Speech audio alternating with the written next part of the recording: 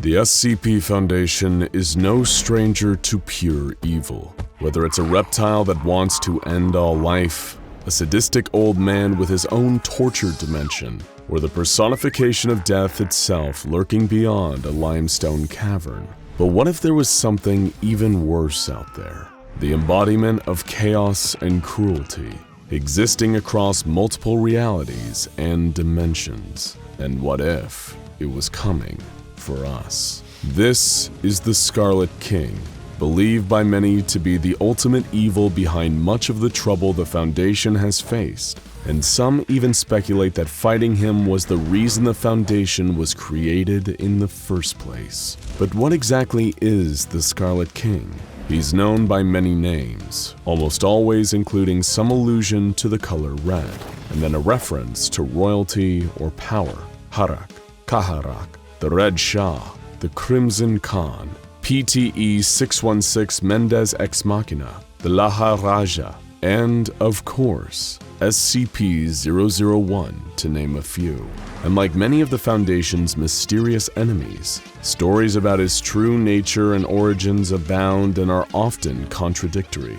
According to the official SCP-001 files of Tufto's proposal, symbology of the Scarlet King has existed in multiple cultures throughout history, with the king often depicted the same way, as a huge red demonic figure, often wearing a gold crown or other headdress indicating royalty. He shows up looking similarly within different cultures' mythologies, despite existing at different points in history or them not having the means to communicate with one another.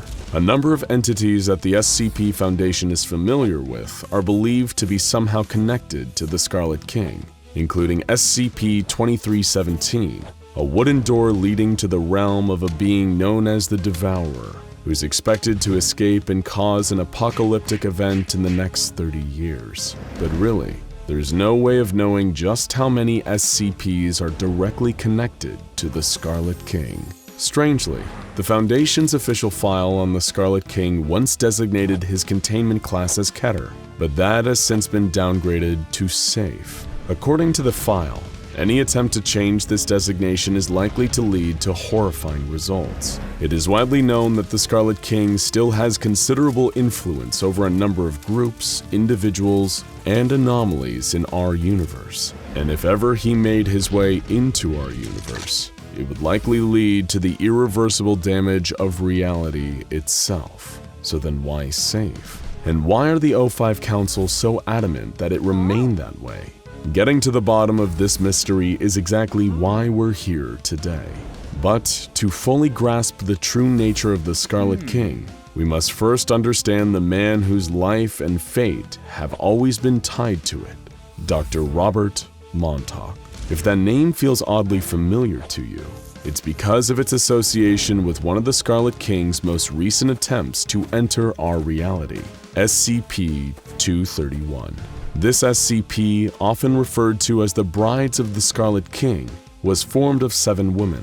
7, by the way, being an extremely significant number for the king, all kidnapped by the most recent in a long line of the king's devoted cults known as the Children of the Scarlet King.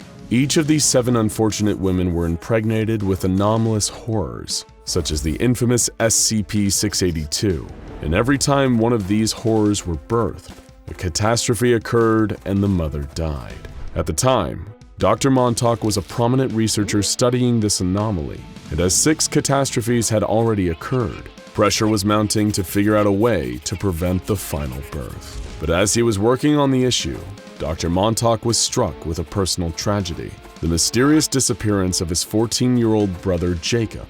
In his fear and anger, Montauk believed that this must have something to do with the Scarlet King and his disciples. Wanting revenge, Montauk proposed an idea so horrifying that the details were never made public. A procedure known as 110 Montauk, to be performed on the final bride at regular intervals. However, this wasn't the end of Dr. Montauk's fraught relationship with the Scarlet King. It was just the beginning. To give you some perspective on just how dangerous the Scarlet King is, the SCP Foundation and the Global Occult Coalition decided to put aside their differences and form a joint effort to stamp out the children of the Scarlet King. They were successful in this mission, and even managed to capture the children's leader, a mysterious man named Depeche Spivak. Dr. Montauk, who became the lead researcher on 231 and 2317, was naturally the first choice for interviewing Depeche about the true nature of the children and of the Scarlet King.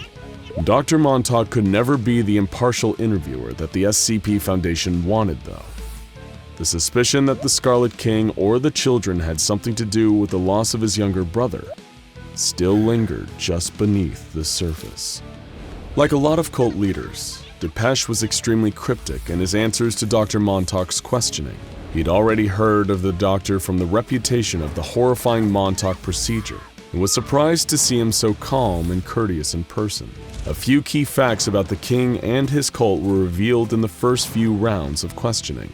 The children had once worked with the Serpent's Hand before being excommunicated for their allegiance to the king, and they had stolen sacred texts from the mystical Wanderer's Library to assist in their summoning rituals. Depeche also revealed that the Scarlet King is bound by 3 laws: the law of blood, the law of concrete, and the law of howling. Dr. Montauk, confused and frustrated by Depeche's secrecy, had to learn more. He found an old memoir from a former member of the Children of the Scarlet King, Jack Hirsch, who had the ability to invade the minds of people from the past and experience what they experienced. He recounted a battle between the Scarlet King and his followers and a group of time-traveling Turkmen warriors from SCP-3838. Hurst saw both sides of the battle. From the perspective of the Children of the Scarlet King, their lord ruled over them from an immense fortress embedded in a volcano. From the perspective of the Turkmen, the children were starved and beaten peasants, commanded by the king's voice in the roaring howl of the wind. Montauk also found extensive records of summoning rituals performed by various Scarlet King-aligned cults. Interestingly, some of them incorporated the use of carved SCP Foundation symbols. What could this mean? Montauk returned again to Depeche, who finally gave him the truth about the law of blood. This is the law of the Scarlet King. It's defined by poverty, violence, starvation, hate, and most of all, fear.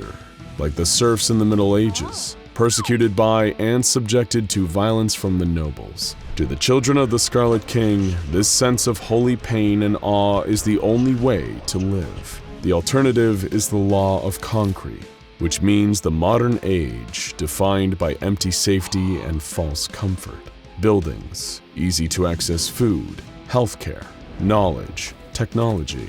This is everything that the Scarlet King despises. But the mystery only deepened as Montauk found files from a former Foundation operative by the name of Agent de Beauvoir.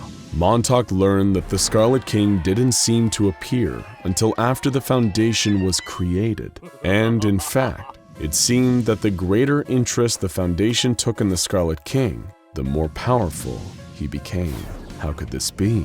Things were also getting stranger on a personal level for Dr. Montauk. Depeche repeatedly pressed him about his brother's disappearance and the Montauk procedure during the interviews. Little by little, it was beginning to take its toll. The questions still plagued him. What was the law of howling? Who or what really is the Scarlet King? How did he come to be? Montauk's search was causing him to act more like the Children of the Scarlet King, ranting about the horrors of the modern world, how all of us are living a lie, how the only honest way to live is suffering under the dominion of the Scarlet King. This philosophy is summed up in the words of one cultist named Ariadne Cartwright, who said, "We must learn what it is to die, to be enslaved, truly, brutally enslaved, with no compassion or compunction from our masters. We must learn what it is to be taken towards a single purpose, to know and truly understand our lack of agency. We must be beholden to the words of gods and darkness, the tempest-tossed refuse of a race of fools. We must kill modernity, postmodernity, with all its analysis and sneering observation. There is only one rule, the rule of chaos, for humanity, for life, for the Scarlet King. Basically, anytime humanity tries to exert control over the world, the Scarlet King gets stronger. Every time they try to understand or organize or categorize their world, the Scarlet King gets stronger. As colonial and imperial powers conquered and invaded lands like India, Africa, and South America, and subjugated their beliefs under Western ideas, the Scarlet King grew stronger. Montauk was beginning to truly understand the power of his enemy here, and even worse, he was starting to understand his part in it. Montauk, slowly being driven mad by the knowledge he was gaining, realized that the Scarlet King's greatest enemy, the SCP Foundation, was also its greatest asset. Every time they tried to understand the monster, to give him some kind of comprehensible form, they only made him more powerful. Just in time with Montauk's new revelation, a red crack appeared in the wall of Depeche Spivak's containment cell, a portal to the realm of the Scarlet King. Foundation staff found they were unable to enter the cell, and Depeche demanded a final interview with Montauk. With no other options, the Foundation relented. In their very last conversation, Depeche congratulated Montauk for finally understanding what he was dealing with. The Scarlet King, Depeche told him, is an idea, a concept. He is a being given power through the conflict between the old and the new. This is the law of the Howling. The Scarlet King's endless rage at the direction the world and humanity has taken. The King, according to Depeche, hated the Foundation's belief that science and rationality was the true path to progress. The King saw this as little more than petty arrogance. The reason Montauk's procedure on the final bride of the Scarlet King was so effective was because it wasn't born out of science. It was born out of hate, pain, the desire for revenge, and in the Scarlet King's realm, that would be all there is. Unless our world, and especially the Foundation, changed its course, the Scarlet King's rise to absolute power would be inevitable. Montauk, his mind practically gone, asked one last question. Did the children or the Scarlet King take his brother, Jacob? When Depeche told him the answer, no. And in response, Montauk shot him dead, finally bringing an end to the children of the Scarlet King. In light of his new revelations, Montauk begged the O5 Council to change their ways in order to avoid letting the Scarlet King break into our reality. They refused, saying Montauk's ideas were too radical. But they knew they couldn't just ignore the threat posed by the Scarlet King. They would have to take some steps. And so the O5 Council of the SCP Foundation, the most powerful and secretive group in the entire world, in order to prevent the most dangerous threat that humanity has ever known from breaking into our reality and enslaving all the people of the world, finally did something. They changed the classification of the Scarlet King from Keter to safe, and made its description on the official Foundation files deliberately vague. The O5 Council thinks this will be enough to stop the Scarlet King's power from continuing to grow, but Montauk knew it wasn't enough. He had seen the truth, and he couldn't unsee it. While the Foundation was going on as normal, Montauk grew to despise them. He knew the Scarlet King was coming. He knew that he couldn't be stopped, and that our whole reality was little more than sitting ducks. Dr. Robert Montauk is no longer a researcher for the SCP Foundation. No, Dr. Robert Montauk chose a different path. He's now a child of the Scarlet King, a devotee of madness, hate, and chaos. You can't beat the Scarlet King after all, and as the old adage goes, if you can't beat him, join him. It's the late 90s, and an Air Canada flight experiences severe malfunctions while traveling from London to Vancouver. The pilots are unable to do anything and the plane crashes into the woods of northern Alberta. The crash was devastating. Only 10 of the nearly 300 people on board are alive. And even though they survived the initial disaster, their battle for life has only just begun. It's late autumn in northern Canada, and there's no telling when help will arrive, if at all. If the survivors want to make it through the night, they need to find shelter, and fast. As they trudge through the freezing woods, the group finds a path that looks like it might lead them to civilization. After all, if there was a path in the woods, that meant they were probably in a national park. And if they were in a national park, there had to be a ranger station around somewhere where they could warm up and call for help. They didn't have many other options, so they followed the path which opened up to a clearing. But instead of finding a ranger station or campground, they found something none of them could have expected. It was a pond, but there was something off about it. As they got closer, they saw that this strange pond wasn't filled with water, but blood. The survivors were horrified. That couldn't really be blood, could it?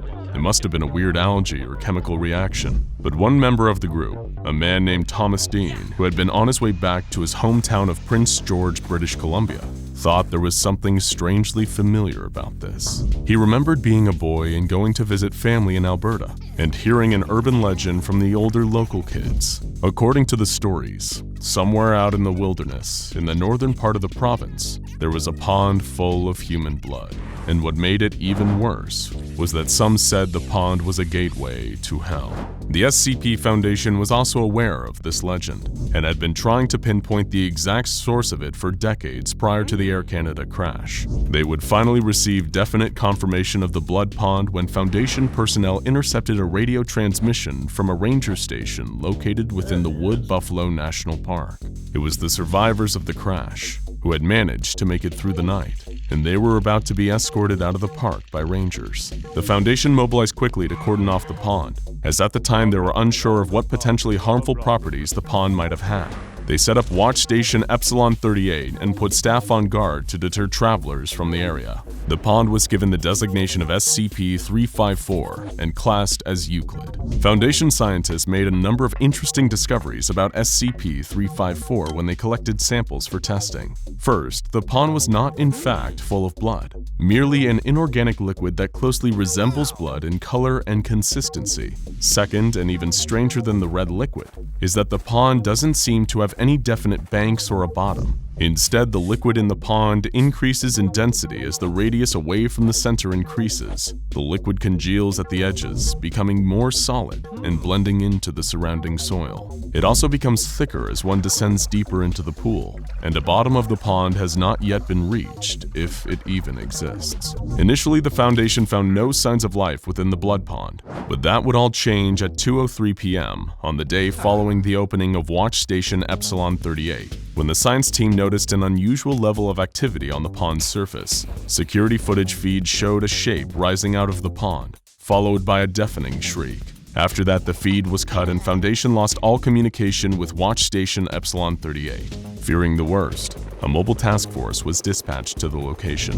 When they got there, all personnel at the Watch Station had been killed by what could only be described as a gigantic bat. The task force was able to neutralize the entity, and as soon as they could, the Foundation moved in to increase security around the SCP, creating Area 354 and installing a permanent security detail. After this point, the pond started to regularly spit out a variety of monstrous entities, almost as if it was reacting to the SCP Foundation's increased security measures.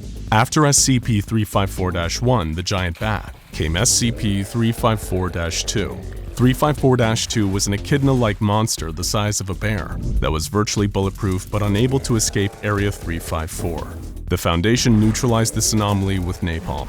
SCP-354-3 was a floating black sphere capable of firing deadly beams of concentrated energy. The area's head scientist was able to hit it with a sledgehammer, causing the sphere to malfunction and self-destruct before it was able to escape the area. The Foundation wasn't as lucky with SCP-354-4. This creature was a reptilian humanoid that stood roughly 15 feet tall and was unable to be put down with gunfire. This was the first creature from the pond to successfully escape containment, and was only able to be neutralized when the Foundation sent in Mobile Task Force Omega-7, also known as Pandora's Box. The data on pond incursions is partially corrupted, so a complete list of creatures is not available, but some of the other monsters that came out of the blood pond include a killer robot, a set of gigantic tentacles that drag several D-class personnel into the pond, a pair of panther-like creatures, one made of ice and the other of magma, that ignored Foundation staff and instead fought each other, and one seemingly normal human man who was executed as soon as he emerged from the pond. Tests on his body revealed that he was, in fact, totally normal and would have posed no threat. These anomalies came out of the pond at fairly regular intervals for several months, before the pond went silent for an unprecedented 22 months. The head scientist at the time noted, "I suspect this means one of two things. Either the red pool has died or powered down, or whatever the correct term for it is, or is charging up for something big to come through. O5 believes the former is the most likely explanation, and has recalled 30% of our total personnel and cut 25% of our funding. While I can only hope that they are correct, if the latter situation is true, we're soon to face some terrible monstrosity and we won't have anywhere near the force necessary to deal with it. I worry for all of our safety." His words would prove eerily prophetic following the events of Exploratory Mission 354 Alpha. The Foundation's research and development team built a specialized craft to explore the pond. Because of the strange properties of the pond's density, the craft was essentially made to be both a submarine, for parts of the pond where the contents were liquid, and a drill, for when the liquid congealed into a semi-solid towards the bottom. The exploration team consisted of Agent Swanson, Agent Turquoise, Agent 86, Dr. J. MacArthur, Chris Simmons, Leroy Tucker, and a pilot named Martin. With the team assembled, the ship was sent down into the pond. Nothing eventful happened for the first 2 days of the mission, but at 4:30 a.m. on the third day, gravity suddenly reversed for the crew of the ship. This seemed to indicate that they were approaching the halfway point, though what would be on the other side, nobody could say. On the fourth day, the ship surfaced, proving definitely that the pond was in fact some sort of portal. The crew looked out of the portholes to see the darkness of night above them. While sensors outside the ship detected nothing harmful in the atmosphere around them, the crew were wary of exiting the craft. The other side of the pond was nothing like the world the crew knew. For one thing, the night lasted for 28 hours before dawn came, and when the sun finally rose, it was much larger and redder than the Earth's sun. Under the light of the strange red star, the crew could see that the pond on this side was massive compared to what they've come into, more like a large lake. Surrounding the lake was sand and rocks that were covered in a kind of moss that disappeared under sunlight and regrew during the night. The team left the ship and started to explore. During their time in this strange world, they found that the day lasted just a few hours shorter than the night, meaning that whatever planet they were on had a roughly 43-hour-long rotation as opposed to our own planet's 24. The team found a number of anomalous elements on their expedition, including razor-sharp grass that can puncture skin and streams of liquid carbon dioxide. They heard some loud roars in the distance once or twice, but other than that, the planet was eerily silent, with seemingly no animal life and not even wind.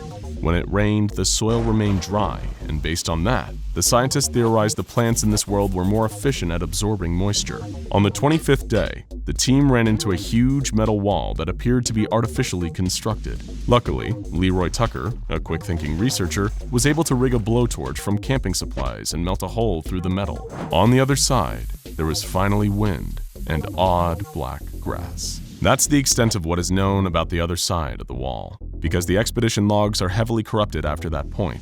But we know that whatever was in there wasn't good, because the team never returned. Strangely, there's no record of any names mentioned in the ship's log, almost as if being killed on the other side completely erased them from history. No other expeditions into the pond were launched after that. On an undisclosed date, a year following the discovery of the Blood Pond and construction of Area 354, the site was completely evacuated, and power was cut to the area. Mobile Task Force Data 12 was dispatched to investigate the cause of the evacuation, but before contact could be established, the area's on-site nuclear warhead was detonated, completely destroying the site. MTF Data 12 was then attacked by a convoy made up of D-Class and other low-ranking staff who had evacuated Area 354. It was apparent that there had been some kind of mutiny within the site, and that a dissolution of the chain of command had led to its evacuation and destruction. The convoy totally annihilated MTF Theta-12, and no further contact with the former personnel of Area 354 has been made since. Following the site's detonation, a new site was constructed called simply the Red Pool Containment Site. Unlike the previous facility, which focused on research and neutralization, the new site is entirely concerned with containment. The shift in directive came as a response to the pond's apparent reactive nature. Each creature that emerged from the pond seemed to be in retaliation to the Foundation's actions, and it was theorized by some that the mutiny at Area 354 was triggered by some kind of psychic attack from the pond itself. An interview in the SCP file on 354 reveals that there was one more disastrous attempt to control and understand the Blood Pond. According to an interview with a Foundation agent, the head doctor proposed a scheme to drain the Blood Pond using a system of pumps and hoses. All non-essential personnel were evacuated in case of emergency, leaving only the pump technicians, D-class personnel, and a few agents for security. However, as soon as the pump was scheduled to be turned on, everyone at the site experienced a mass dissociative episode. The agent described the feeling they all experienced as like being in a dream and suddenly realizing that you're asleep. He said, "Everything stopped being real. It was like we had to escape right now." When asked what happened when the pump was turned on, he simply explained that it wouldn't let them. This interview confirmed the theory that the pond is not only capable of releasing monsters out into our world, but also that it's capable of powerful but much more subtle psychological attacks. This suggests a chilling possibility, that the pond isn't just blindly reacting to being attacked, but it's fully sentient, and the actions of the SCP Foundation have only served to annoy it. And worst, studies of the pond's banks have proved evidence that the area of congealed liquid around the perimeter of the pond has been steadily expanding. That's right, the pond is getting bigger. The last thing the Foundation agent stationed at the site said before being dragged out of the interview and sedated was, "It gets bigger and stronger every day, and now we've made it angry." A swarm of bloodthirsty entities waits outside the protective boundary that surrounds the solar system. They surge through the vacuum of space looking for vulnerabilities in the force field that protects us from their destructive powers. The creatures ran themselves against the barrier again and again, trying to break through. Upon impact, the force field shimmers a golden color and displays a series of thaumaturgical symbols, but it holds. Suddenly, something flies through the protective shield from inside the solar system. It leaves a hole. Two creatures enter our solar system before the shield closes. This may be the end for humanity. The sixth overseer sits at a computer terminal massaging the bridge of his nose. He has just logged into the Foundation database to gather information on an anomaly whose intentions are still unknown. The O5 Council wants him to vote on an extreme measure, but he requires more information first. There is something coming. He can feel it, and he thinks it has something to do with SCP-1548. O5-6 straightens his back and sits up in his chair. He logs back into the Foundation database and brings up the entry for SCP-1548. He knows that this SCP has been connected to some odd occurrences recently, but what are its true intentions? Is SCP-1548 trying to help save the universe? Or is it a malicious entity hell-bent on destroying it? O5-6 must find out. He scrolls through the first few entries. SCP-1548 itself is a series of solar phenomena that occur at the south pole of the sun. During these events, the sun's plasma morphs into different thaumaturgical symbols. Each symbol is tens of thousands of miles across. The symbols themselves have not all been classified by the Foundation yet, but there are 3 that have been observed multiple times. The first is an unnamed symbol that, when inscribed on a telescopic device by a person with thaumaturgical abilities, can identify psionic entities with malicious intents. The second symbol is known as the Calphastian Isle, which when displayed on a material, strengthens it immensely and gives it the ability to absorb kinetic and electromagnetic energy. The final symbol is the 12 Holy Owls of Cerinthium. When this symbol is affixed to an object, any entity that is killed by it will immediately annihilate and take everything in its radius with it. O5-6 jots a note on the pad of paper sitting on his desk. He has seen some of these symbols before. They are connected to the Ortuthan mythology. The practitioners of this religion are known as the Church of the Second High Toth. and are a mix of human and alien entities whose main purpose is to aid the guardian deity of the universe, Rakmu-Liusen, in combating any threat that may try to wipe out this existence. There must be a connection between the Church of the Second Hytoth and SCP-1548, O5-6 thinks. He scrolls back through the SCP-1548 file to the entry logged on May 17, 1983, the first time an event connected to SCP-1548 was recorded. A probe picked up the manifestation of thaumaturgic symbols on the south pole of the sun. It was odd, but nothing other than the manifestation of the symbols seemed to occur. This event was recorded as Extra Normal Event 9008 and logged into the SCP database. The event was all but forgotten until December 23, 2016, when the activity of SCP-1548 really began to pick up. On that day, SCP-1548 began manifesting protection symbols in rapid succession. Over the next few months, a dense cloud of ionized gas formed around the solar system.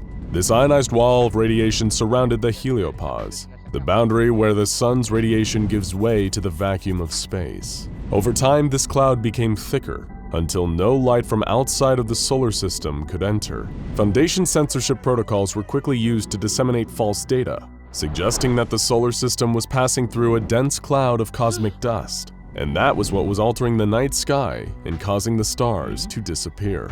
But as O5-6 continues to scan the files, he knows what the true cause of this phenomenon is. It must be SCP-1548. But why? Is the anomaly trying to protect us from something outside of our solar system? Or is it trying to trap humanity within, with no means of escape? O5-6 stands up and stretches. That's enough for today, he says out loud to the empty room. He walks towards the door and reaches for the handle.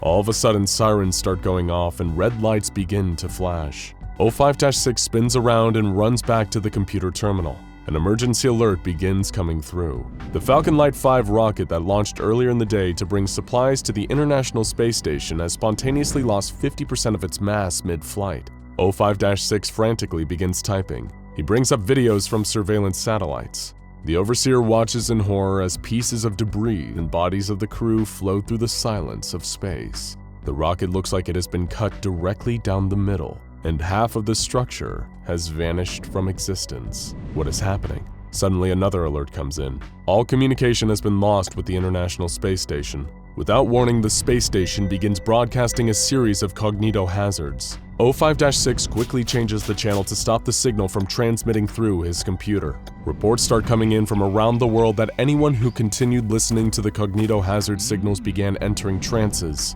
Then their brain completely evaporated from their skulls. There is a surge of thaumaturgic particles in orbit around the Earth. O5-6 traces the particles back to their source. They came from SCP-1548. The signal from the ISS stops abruptly. The entire space station changes course. It is on a trajectory to re-enter the Earth's atmosphere. The friction and heat will rip the space station apart. O5-6 can't believe what is happening. It seems as if SCP-1548 helped humanity in a way by stopping the signals from the ISS. But how can he be sure that SCP-1548 wasn't responsible for the cognito-hazards in the first place? He needs more information. O5-6 searches for answers as more anomalies connected to SCP-1548 start occurring around the world. During a political demonstration in Berlin, a thaumaturgic way opens up that leads to a pocket dimension. Soon after, the appearance of the portal, Koru Archpriest Farah Atenis, the leader of the Church of the Second Hytoth, makes an announcement. He claims that the way leads to a shelter, which will protect people from the coming doom of the universe. The people in the area, along with the members of the Church of the Second Hytoth, make their way into the portal. 2 undercover Foundation agents follow the group. After everyone has entered, the way immediately closes, and there is no further contact. What does the Church of the Second Hytoth know that we don't? O5-6 wonders. He continues monitoring the situation and looking for answers. Suddenly a message comes through all Foundation channels. It is coming from the sun. It is not SCP-1548. Instead, it is SCP-179, the humanoid permanently in space near the sun.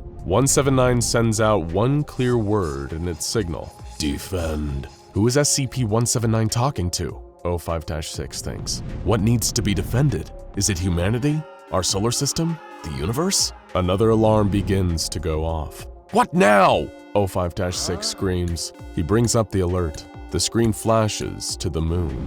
O5-6 focuses in on where the alert is coming from. It is a Foundation base called Area 32. What remains left of the base is reporting that SCP-2821 suddenly expanded in size, formed a wormhole that led to another region of the universe, and then vanished through it, taking 38 Foundation members and 10 anomalies with it. Sirens continue to go off. Distress signals are being picked up on every channel. It seems as if the world is coming to an end, and everything that is happening is somehow connected to SCP-1548. A static-filled transmission begins coming in from SCP-3417. The words are urgent. All Artuthans here. All Artuthans must listen now. The stars are lost. Static breaks up the transmission for a few moments before it resumes. Ago, the first invasion occurred. The gods were unprepared, never comprehending the fragility of the universe after its creation. The worlds must fight. The transmission cuts off.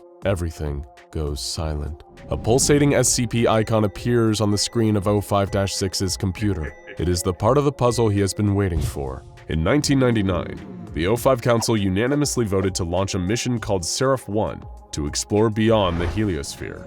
And the mission's true purpose was to explore the plausibility of extraterrestrial SCP objects in space. The message that O5-6 just received is from Seraph-1. It is relaying information back to Earth. The video shows the barrier of ionized radiation that SCP-1548 had created glowing orange at the border of the heliopause. The radioactive wall seems to be made up of complex geometric patterns, around 6,000 miles across. Seraph-1 accelerates towards the barrier. It smashes through the protective shell. The probe has entered interstellar space. O5-6 knows that everything he is seeing is on a delay, as the information being sent back by Seraph-1 needs to travel vast distances, and it takes significant time for signals to reach Earth. After passing through the ionized barrier, the connection to Seraph-1 is lost. Over the next few days, O5-6 tries to link the anomalies happening in the solar system to SCP-1548. The Foundation still hasn't concluded if 1548 is harmful or trying to protect the solar system in some way. Then a message comes in from Seraph-1. It has briefly regained communication with the Foundation. Most of the probe's instruments have been destroyed, but its rear-facing camera is still broadcasting. O5-6 pulls up the feed. He stares at the screen in horror as the images unfold before him. The camera captures swarms of unknown entities surrounding the heliopause. The bodies of the entities are asymmetrical with countless appendages and unknown structures jutting out from their cores. They seem to range in size from 10 kilometers to 10,000 kilometers across, although some seem so large that their size can only be hypothesized. The swarms crash into the protective barrier that SCP-1548 has created around the solar system. Each time part of the swarm rams the barrier, thousands of thaumaturgic symbols and solar flares appear at the point of impact. Two entities that are later classified as 1548 Omega-1 and 1548 Omega-2 are captured entering the solar system by Seraph-1's camera. Video from Seraph-1 shows that as the probe exited through the protective barrier, it created a hole that remained open for a few moments. During the time that the shield of ionized radiation was vulnerable, 1548-Omega-1 and 1548-Omega-2 entered through it. They are now inside the solar system. SCP-1548 launches countermeasures in the form of glowing red sigils that create shockwaves to slow down Omega-1 and Omega-2. Omega-1 is shaped like an eel with 5 contorted arms radiating from its body and a mouth made of impossible geometric shapes. Omega-2 has a tetrahedral structure that leaves a trail of black rocks in its wake. As the two entities move towards the sun, SCP-1548 becomes more active. It closes the hole in the barrier before any other creatures of the swarm can enter, and then launches hundreds of concentrated blasts of thalmic energy at Omega-2. The flares vaporize the entity in seconds. The last thing the video feed of Seraph-1 captures before it cuts out is Omega-1 disappearing from view as it creeps towards the center of the solar system. It has escaped the protective measures of SCP-1548. After the O5 Council reviews the footage, they decide to deploy the SCPs Cortana to intercept Omega-1. The orbital vessel is fully equipped with experimental anomalous weapons and propulsion systems. The Council is sure that the Cortana will be able to destroy Omega-1. Data coming in from other satellites indicate that Omega-1 has destroyed Pluto and other Kuiper Belt objects. It is slowly making its way to the center of the solar system, annihilating everything in its path. The Cortana intercepts Omega-1 near Jupiter and engages the creature. After 10 minutes of battling, communication with the ship is lost. Probes in the area capture footage of the Cortana and Omega-1 in mid-battle, when they are suddenly surrounded by a black substance and both vanish from sight. O5-6 and the other council members watch in anticipation, unsure of what has just happened. Then the black substance dissipates. The SCPs Cortana sits motionless in space. The entity is nowhere to be seen. A cheer erupts from the overseers and Foundation members in the room. It seems the entity has been defeated. Then, without warning, the Cortana accelerates rapidly. It is on a collision course with Mars. As the ship hurtles past one of the probes in the asteroid belt, the Foundation members see an organic mass resembling that of Omega-1 attached to the hull of the ship. The Overseer Council watches in horror as the SCPs Cortana smashes into the red planet, leaving a crater 250 miles wide. The energy released from the impact instantly ionizes the thin atmosphere of Mars, causing the surface to turn into molten rock. From the epicenter of the impact crater, a black organic mass begins to crawl across the planet. The Overseers are frozen in fear, but SCP-1548 immediately deals with the entity that is devouring the surface of Mars. From the Sun comes the largest SCP-1548 instance ever recorded. A solar flare is jettisoned towards Mars. The impact causes a fusion reaction so intense that for a moment, Mars shines as brightly as the Sun. The planet explodes. Its debris is cast across the solar system. Over time, it will create a second asteroid belt in the orbit that Mars once inhabited. The Overseer Council is now convinced that the threat has been dealt with. SCP-1548 is holding the swarm at bay outside of the solar system, at least for the moment. O5-6 returns to his office. He brings up the file on SCP-1548. He is still unsure of this SCP's true intentions. It seems to be protecting humanity, but why? O5-6 sits back in his chair and scrolls to the end of the file. There is an update to the file by O5-3, something that wasn't there before. O5-6 opens the new entry and reads the caption, "All that's left of our infinite, ever-expanding universe." O5-6 scrolls down. The image is a picture taken by Seraph 1 before contact was lost forever. It is a picture of all that remains of the universe. There are 2 dots of light, and nothing else but blackness. The swarm has destroyed everything in the universe except for those 2 faraway stars and our own solar system, which was protected by SCP-1548. But how long can it hold out against a universe-destroying force? Only time will tell. A man is sitting in a chair inside a containment cell at the SCP Foundation. The man is dressed normally, and he isn't trying to escape or attack the researchers who are observing him.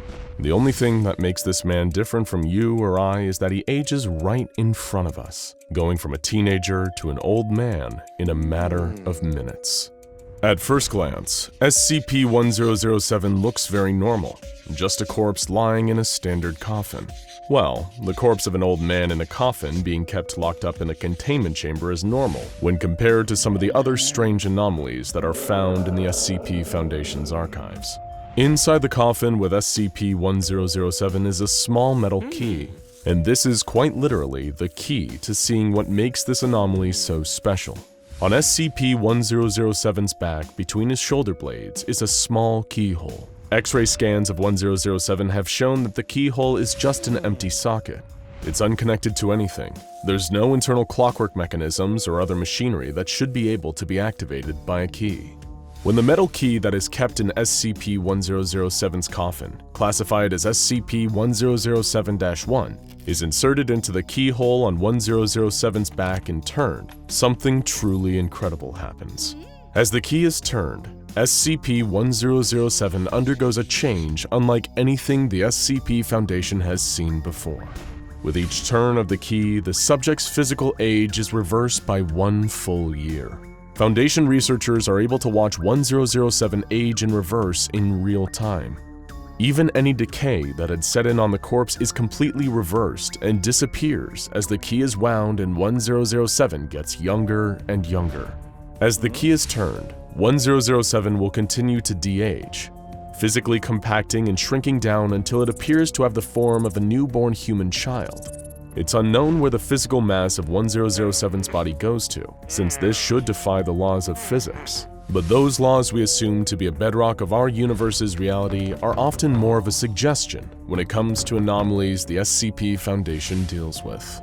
Once SCP-1007 reaches the newborn baby stage, it will suddenly reactivate, coming to life immediately, regardless of how long it has been dead and lying in its coffin.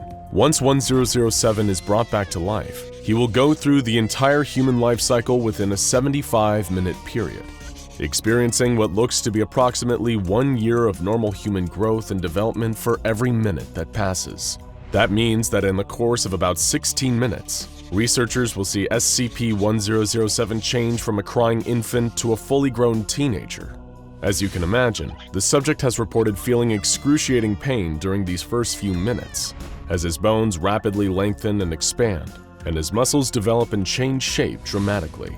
SCP-1007 is able to watch with his young eyes as his bones move and set themselves into place, lengthening and widening in seconds during growth spurts that normally take months or years.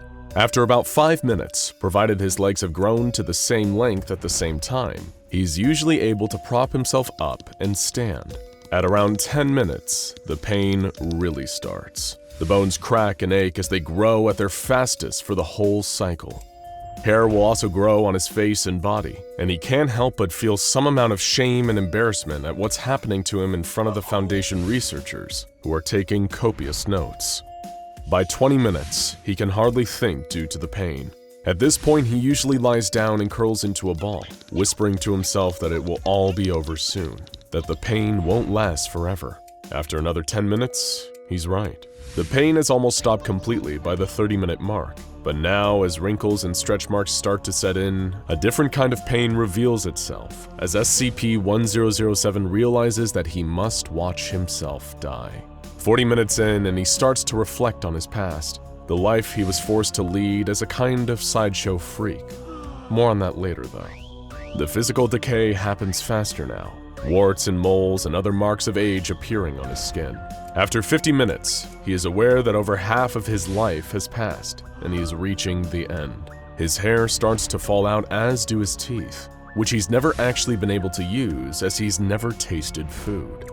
As the 60-minute mark comes and goes, he begins to feel grateful for the coming end, with the escape from pain and the rest it would bring.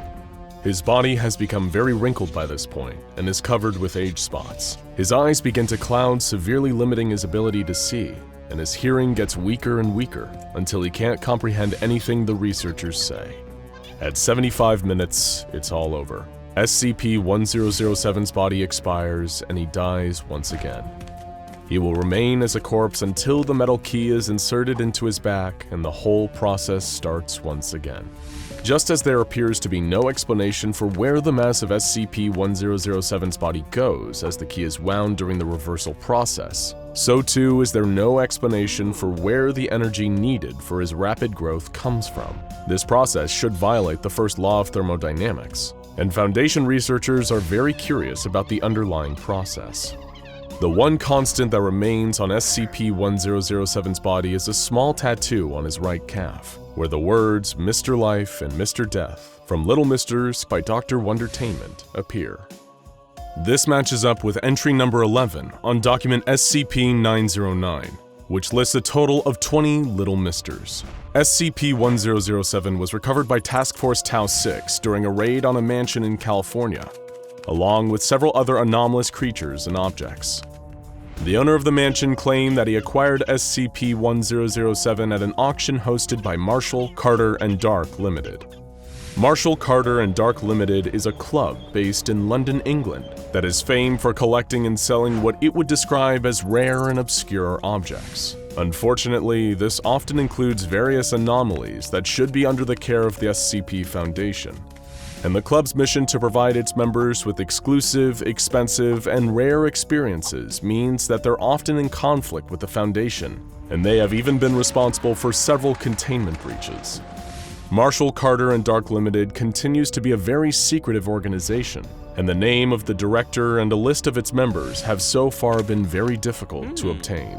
At the auction they hosted, where SCP-1007 was offered for sale, there were apparently, along with Mr. Life and Death, at least 4 other Misters for sale, though the identity of the other buyers and which little Misters they may have purchased is still under investigation. The fact that SCP-1007 has the name Mr. Life and Mr. Death seems to imply that he may have originally been part of a set, though this counterpart Little Mister has yet to be recovered or even identified. In interviews with SCP-1007, he has given his own personal theory that he embodies both names, and the designation is a reference to the way he alternates between life and death. However, the possibility still remains though that he may have a twin of sorts, and the Foundation continues to investigate its possible identity and location.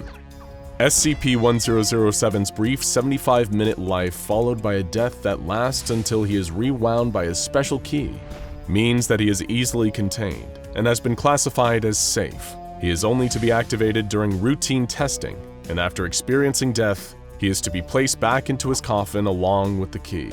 In keeping with current regulations for all anomalies that have been designated as Misters, SCP-1007 is to be contained in Hall 8 of Site-13 for additional observation and study. Every neighborhood has a house like it. You can probably picture it. That old decrepit building on the very end of the street. It was there when you moved in, and it'll still be there when you move out. All sorts of salacious rumors spread about houses like this. It's a drug lab. It's a hideout for fugitives. It's haunted. But these are all just stories, right? Some of these houses contain real nightmares, though. Nightmares like SCP-136. There's a grain of truth in every story, and even lies can reveal certain facts about their tellers. That's why the SCP Foundation takes reports of so-called neighborhood haunted houses seriously, and performs regular checks on such buildings to see if any of them are actually the real deal. Children can have wild imaginations. But when children living on the same street, years apart with no reason to have been in contact with one another, all start reporting an eerily similar apparition in that creepy old house, and when the stories go beyond just getting freaked out and delve into truly life-altering traumatic paralytic terror, then the Foundation really can't afford not to look into it. One otherwise quiet morning, in a sleepy American town, a convoy of fumigation and asbestos removal trucks pulled in, surrounding that creepy old house at the end of the street. Residents were probably thinking, it's about time someone tore that old death trap down, as people in protective suits spilled into the building. These were, of course, Foundation field agents who would perform a routine sweep around every room and fully catalog the place. It looked like a pretty typical abandoned house. Peeling wallpaper, dusty rotten furniture, all the trash and rubble that seems to appear in the absence of human life. The full sweep took little more than an hour, but towards the end of the observation period, Agent Sims, a field agent posted in the former child's bedroom, began acting strangely. He posed a question over the team's shared radio frequency. "Hey, can anyone else hear that laughter?" Confused, the other people on the team responded that no, they could not hear any laughter. A few other agents came to check on the room, but they didn't hear any laughter in there either. Even though Agent Sims appeared visibly uncomfortable, there was no identifiable source for this discomfort. The other agents left him so they could continue investigating the rest of the house. Other than one agent's fraying nerves, there didn't appear to actually be anything anomalous about the house. Then Agent Sims screamed and jumped out of the second-story window of the house, sailing down towards the ground and fracturing his spine on impact. What could have made him do that? We're talking about an SCP Foundation field agent here, a highly trained individual handpicked by the Foundation to observe and track terrifying and potentially deadly anomalies out in the field. What could he possibly have seen in that decrepit old house that would lead him to believe leaping to his death was a preferable alternative to facing it? This was a question that the Foundation absolutely had to get an answer to. They intensified their search on the child's bedroom as the body of Agent Sims was carted away. That's when they found the object that they would later deem as SCP-136-1, a little ragdoll made of old cloth. The kind of thing you could easily imagine getting carted around by some ragamuffin child at the turn of the last century. This was the only object of interest in the entire room, so it was tagged, bagged, and taken back to the nearest Foundation containment facility for further testing. They had no idea what they were about to unleash. When the doll was first brought into its containment chamber, one particular scientist on the research team, Dr. Myers, a headstrong young researcher freshly farmed from a prestigious university, took a morbid interest in the doll. Something about it, even in the absence of readily apparent anomalous effects, made her feel oddly uncomfortable. The doll seemed to carry a vague aura of doom. Was this what made Agent Sims act the way he had? Or was this only the beginning? A D-Class was brought in for the first wave of testing. The unfortunate former arsonist was forced to simply stand around in the room with a doll and wait until something interesting happened, and for 20 minutes, no anomalous activity was reported. Then the D-Class began frantically looking around the room, like a frightened animal. Dr. Myers, who had been observing the test, radioed in and asked what was happening. "It's this laughter, this weird, freaky laughter, like some crazy lady is in here. I can't see her though. Can any of you see her? Can any of you hear that?" They couldn't see or hear anything. According to all their monitors, it was just a lonely D-Class standing around in an otherwise empty room with nothing but a ragdoll. 5 minutes after the D-Class reported hearing the eerie laughter, he collapsed to the ground, shrieking like a maniac and crawling away from something he could not see. He was emitting the desperate screams of a man who truly believed something was about to take his life, but nothing was there. He backed into the corner of the room, gibbering incoherently and scratching desperately at the wall until his fingernails were ripping off, leaving bloody traces behind. In the end, a pair of guards entered the chamber and had to drag him out. The D-Class had urinated in fear and seemed to have temporarily lost the use of his legs from sheer panic. He was out of commission for several hours afterwards, breaking into on and off screaming fits whenever someone approached him. Upon reviewing the footage of the experiment, Dr. Myers noticed something strange. The moment that the D-Class had begun screaming, the doll had disappeared from the room. It only rematerialized in its previous position when the D-Class was finally dragged from the room. Eventually, the D-Class became lucid enough to be properly interviewed about his experience. He said that after first hearing the laughter, a sense of overpowering dread had begun building within him. 5 minutes later, that was when the entity, later dubbed SCP-136-2, first appeared. The vision that appeared to him could generously be described as human, but it was a little too tall to really qualify. The monster appeared to be female, but like a freakish carnival House of Mirrors exaggeration of what one thinks of being female. Long, flowing hair, large breasts, and a Barbie doll thin waist. She looked like the nightmarish doodle of a hormonal teen boy come to life, with a face twisted into a rictus grin somewhere between arousal and agony, showing way too many teeth. The creature was nude and posed provocatively, but it was anything but appealing. The D-Class reported that just seeing it was the most frightening experience of his life. And then, it started moving.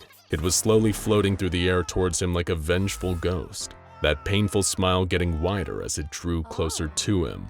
The D-Class could only describe the whole experience as feeling like death itself was coming towards him. When the creature was finally looming over him as he cowered in the corner, it opened its tooth-lined jaws and let out a long, piercing shriek before disappearing.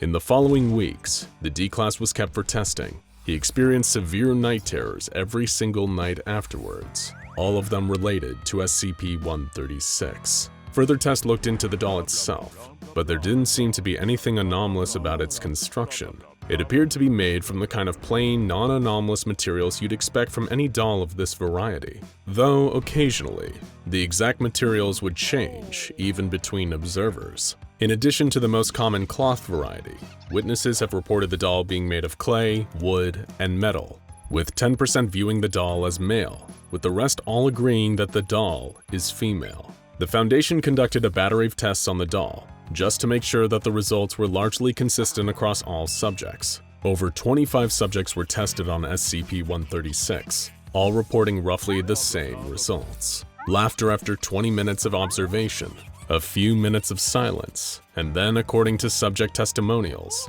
the appearance of the same grinning, naked apparition, inducing a state of truly primal terror in its victims. Interestingly, not all of the subjects were D-classes. Some were volunteering scientists who were aware of the potential effects, but let their morbid curiosity get the better of them, thinking they would be prepared to face whatever terrifying vision would manifest from the doll. But in every case, they were reduced to the same screaming, traumatized wrecks. But when a Foundation researcher named Dr. Simon, the 25th subject of the SCP-136 experiments, volunteered for testing, things took an even more horrifying turn. During the testing period, Dr. Simon had the unusual experience of not actually seeing the SCP-136-2 entity. After being told how terrifying it was by coworkers, he was a little disappointed that he didn't get to share their fears. Later that day, he went to get himself a warm cup of coffee from the site's employee break room. His coworkers became concerned when his coffee mug dropped to the ground and shattered, as Dr. Simon pointed into a nearby empty hallway and began screaming. He claimed that he could see her floating down the hallway towards him, her face twisted into that menacing grin.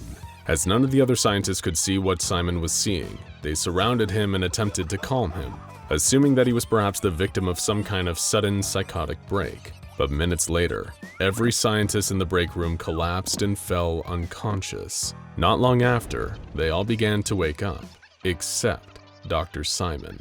He had fallen into a coma and died while still on life support 3 days later. It was the first report of SCP-136 causing a death since Agent Sims' unfortunate fall. Dr. Myers immediately requested that SCP-136 be reclassified from Euclid to Keter class, so more resources could be allotted for its containment. Administration denied any changes to the containment procedures of SCP-136, frustrating Dr. Myers. But little did she know that it was because Site Administration had ulterior motives for SCP-136. No matter who they were, whether they were the hardened killers of D-Class, the trained soldiers of the Foundation Field Agent Corps, or jaded scientists who had seen any number of horrors each week as part of their normal jobs, SCP-136 had the unique ability to reduce its victims to terrifying wrecks. In a move that feels decidedly more in line with the Chaos Insurgency, Site Administration had started using SCP-136 to assist in enhanced interrogation with detained people of interest.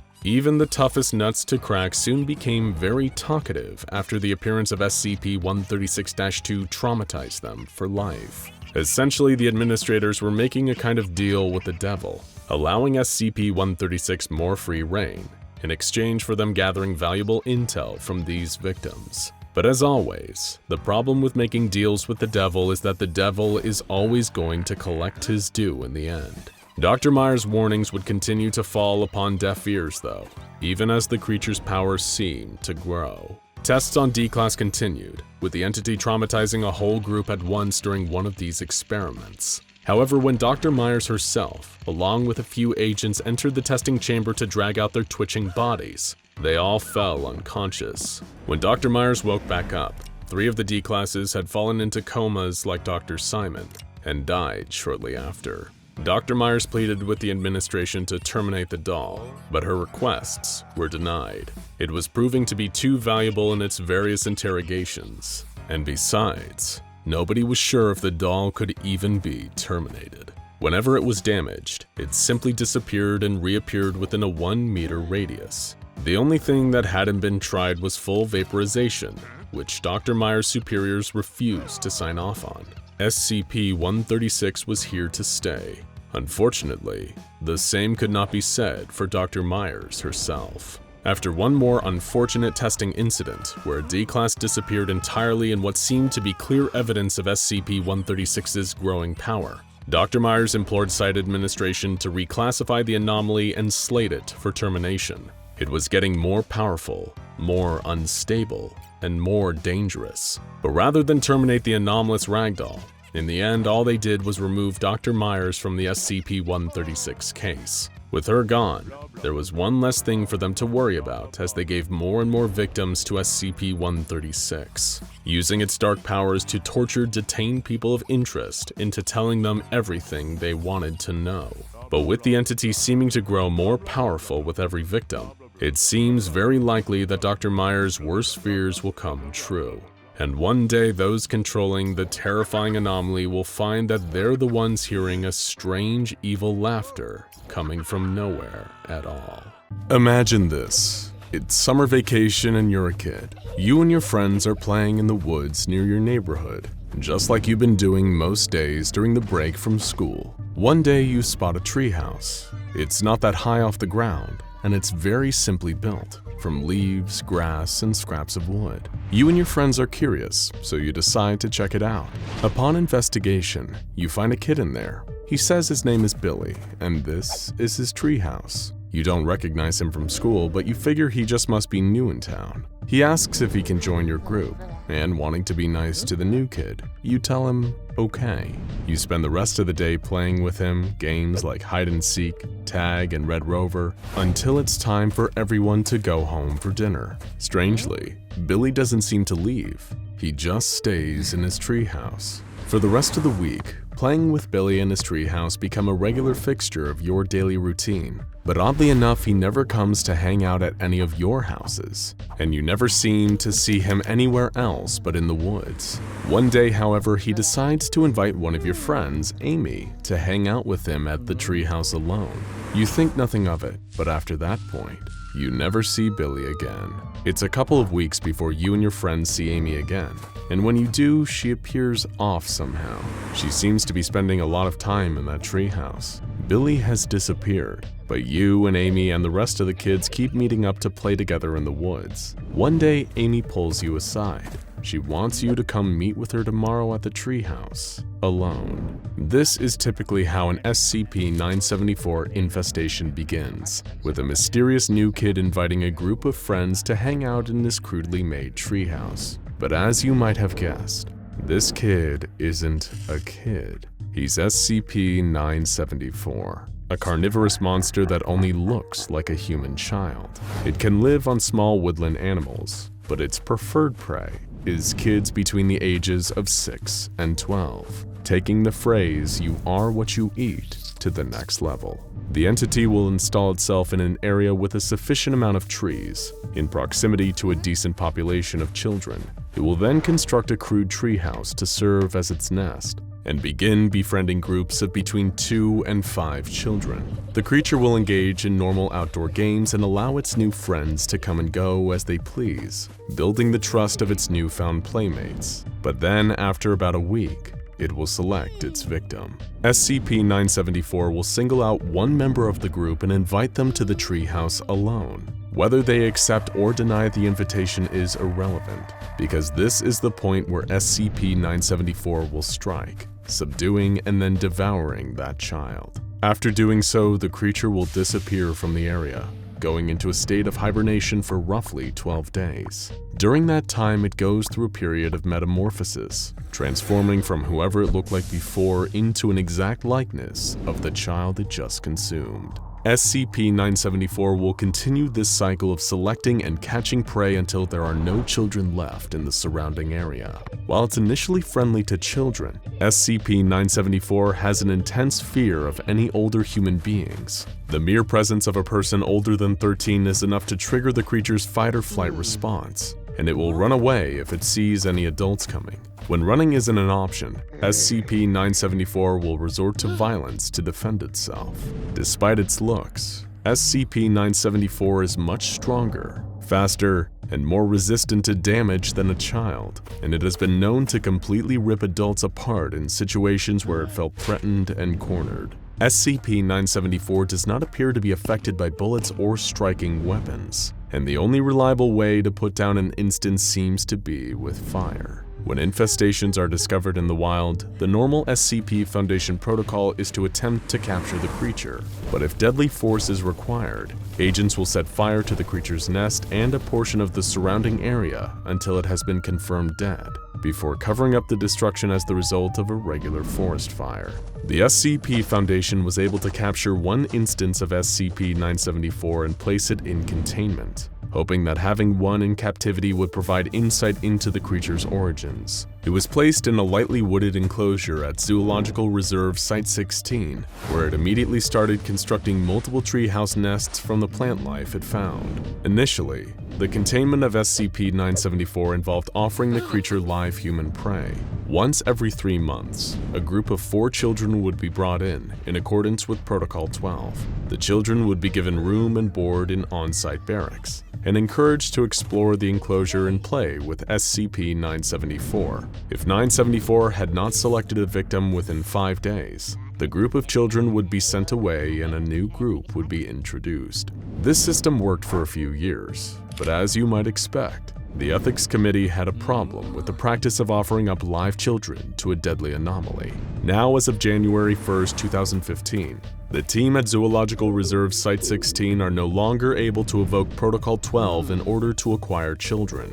Attempts to use another SCP, SCP-1680, a collection of clones of a missing 8-year-old boy, failed, as SCP-974 refused to eat them. The procedures then changed to only allow small animals to be introduced into the enclosure as prey. While it might seem like this was a good idea that would stop SCP-974 from killing any more children, like a lot of seemingly good changes to containment procedures in the Foundation, this well-intentioned move would ultimately have deadly consequences. SCP-974 at first seemed to behave normally despite being denied its favorite food. But then, on August 16, 2015, while on their weekly sweep of the enclosure, patrol teams found that 974 had destroyed all of the tree houses it had built in its time in containment. The SCP itself was also nowhere to be found. There was something new in the enclosure though, a small oval of disturbed soil. A geological team was called in,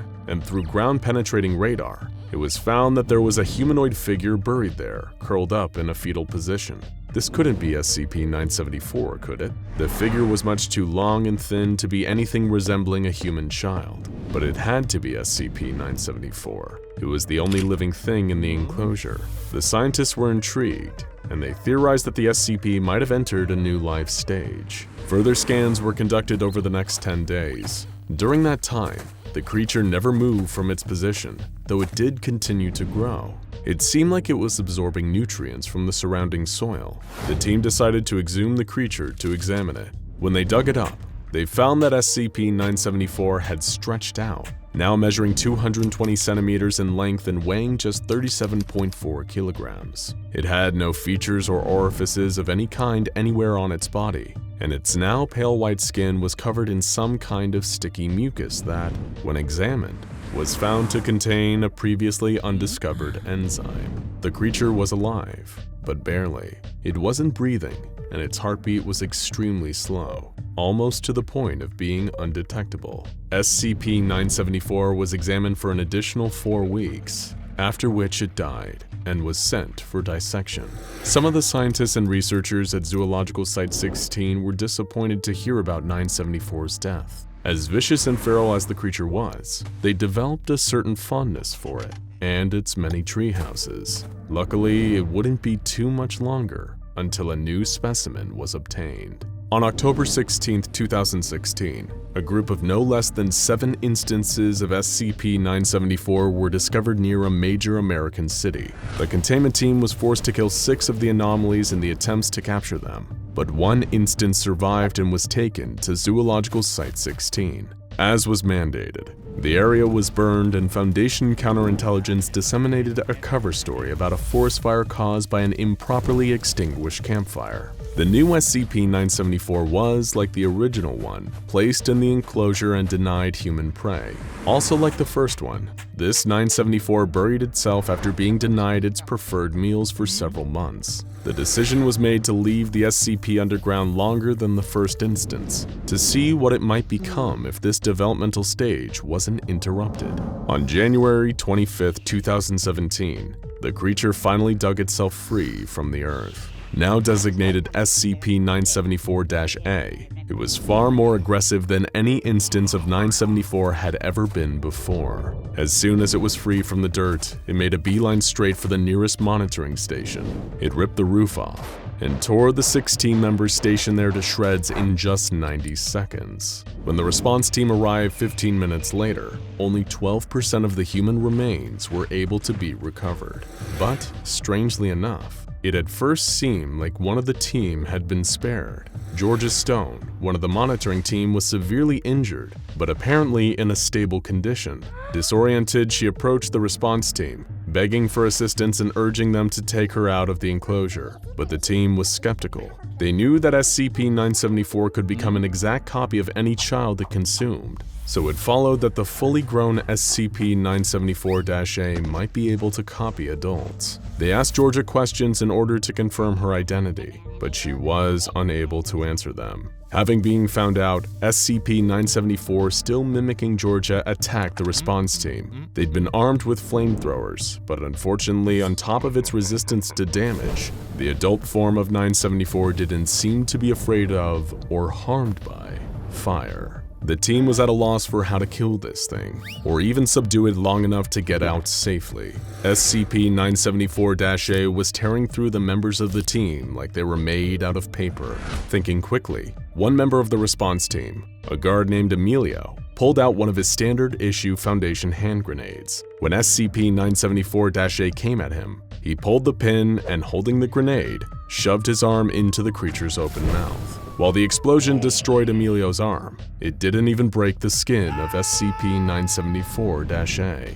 However, it did result in serious damage to its internal organs, which finally killed it. Following its death, an autopsy was conducted, revealing enough about the creature that a new file of effective methods of extermination was able to be created. After this event, the protocols for SCP-974 containment were completely overhauled. Any instances of SCP-974-A seen in the wild are to be killed as quickly as possible. More disturbingly though, the Ethics Committee rescinded their previous decision, and any instances of 974 that are brought into containment are to be provided with human prey again. Letting SCP-974 kill children might not be a very humane way of keeping it contained, but given how much more aggressive and hard to kill this SCP's adult form is, any option that stops the creature's metamorphosis from happening is likely the best option in the long run. So remember, if you're ever out in the woods and see a crudely constructed treehouse, perhaps think twice about how innocent it is. There could be something hungry lurking inside.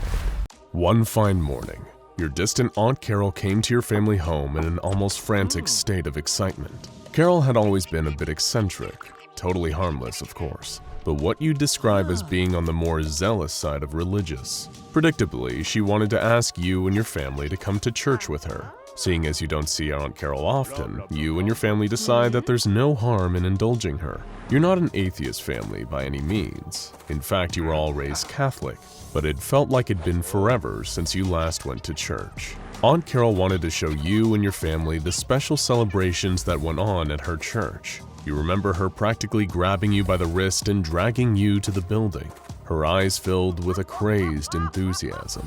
That's when you saw something incredibly strange. There were shadows moving behind the elaborate stained glass windows, thousands of tiny shadows darting around, and this low humming noise you faintly recognized. What was that noise? It was the cry of cicadas, but this was only early spring. What were cicadas doing awake at this time of year? You didn't get much time to ponder this question.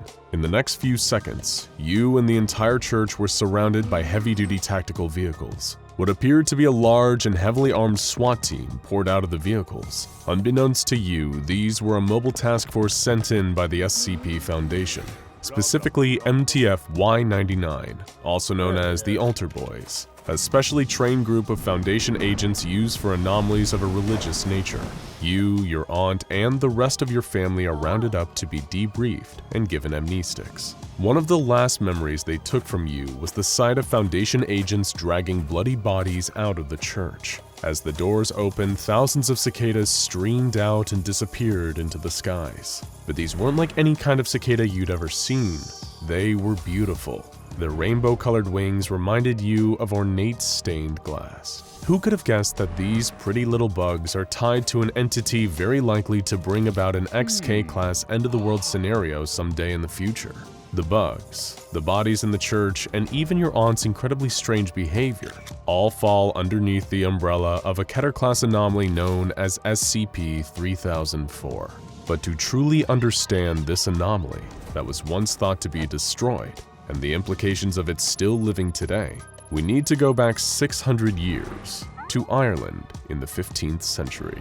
This era was believed to be the origin of a Gaelic religious movement known as Caitlaji, or the Singers in English, a splinter sect of Druidism. But this was no fringe cult. The Singers were a mainstream religion in the British Isles for several hundred years. Its members included people of all social classes, from lowly peasants to powerful and respected figures. They mingled heavily with Christians, mostly Irish Catholics, and at some point in history came close to overtaking Christianity as the dominant religion in Ireland.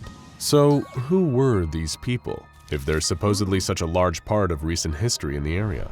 Like most druids, their relationship with nature was a key part of their belief system. In particular, they prized an extinct species of cicada known as Cicadetta luculenta, or the stained glass cicada in English. The life cycle of birth and resurrection that the cicadas underwent fascinated the Singers, and they performed a number of holy rituals around it.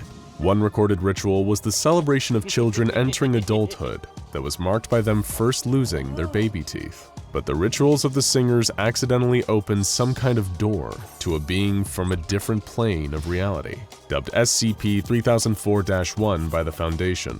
This being is an immensely powerful thought form that the Foundation believes to be a pittisphage, or faith eater. It appears to have been attracted to our universe by the rituals of the Singers, and so took a form relevant to their beliefs, namely a huge cicada, in order to feed on their faith. If things had stopped there, then this would be an almost innocent symbiotic relationship.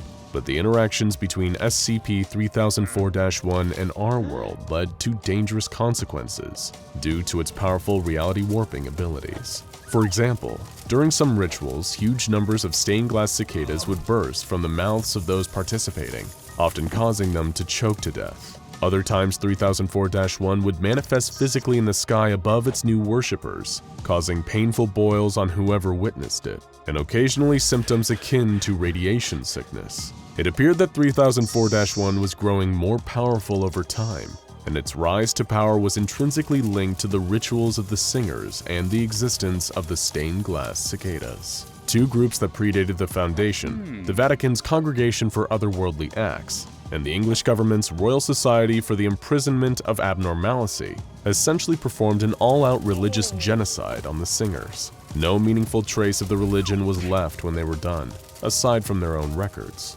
While they were at it, they also exterminated all the stained glass cicadas, leading to a complete stop of all SCP-3004 activity. It seemed like, despite the great human and ecological cost, the anomaly had been neutralized. A few centuries later, though, a series of strange cicada-related anomalous events started to occur across the United States. A strange man, seemingly made almost entirely from cicada chitin, would appear at christenings, weddings, and funerals. Each time his presence would cause the people in attendance to do and experience horrific things, and lead to legacies of hardship and death that would linger for decades. This became known as SCP-2852, or Cousin Johnny, and it should have been the first clue that the nightmare of SCP-3004 was resurfacing. But since 3004 was already archived as neutralized, nobody made the connection. Sometime later, SCP-2852 incidents ceased,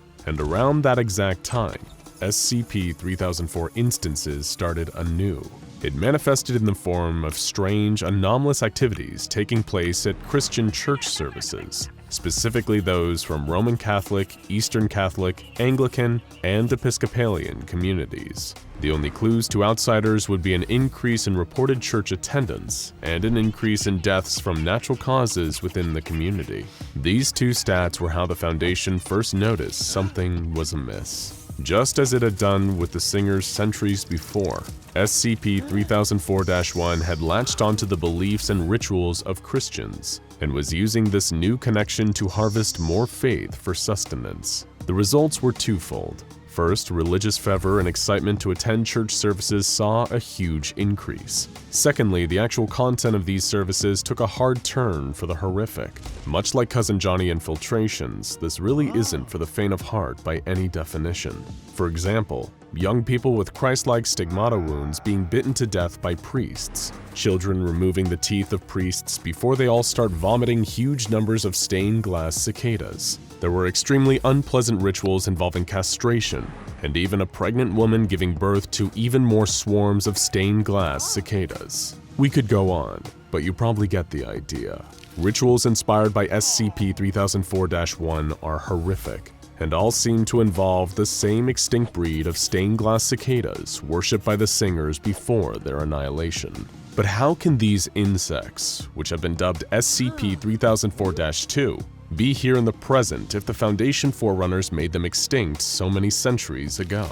The answer is simple, but strange. While they have all the hallmarks of being alive, the stained glass cicadas present during modern iterations of SCP-3004 events aren't actually real. Genetic tests have shown that they're actually made from a mix of wood and real stained glass. These insects fly away from the scene after the rituals are completed, traveling around 600 miles from the site before disappearing completely. The Foundation was growing concerned about the nature of SCP-3004, especially given that instances were becoming more frequent and harder to contain.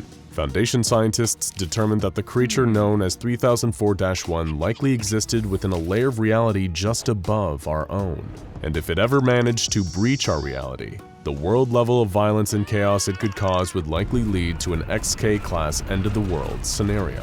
Drastic actions would once again be needed to prevent this, so they devised an emergency containment procedure that would only be used as a last resort. The procedure, known as Protocol Damantio ad Bestias, would use a mixture of mass amnestic treatment and thaumial objects to completely erase Christianity from not only the modern world, but all of history, in hopes of cutting off SCP-3004-1's food supply to kill the entity, or at least prevent it from entering our world.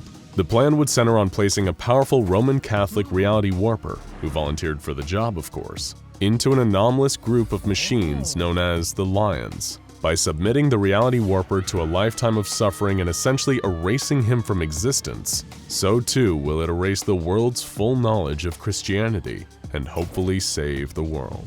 This man will become the last martyr, dying for all of humanity. He will become the last saint, St. Jude the Damned, bulwark against darkness. You might ask, are you sure that's necessary? There's so much we don't know about 3004-1.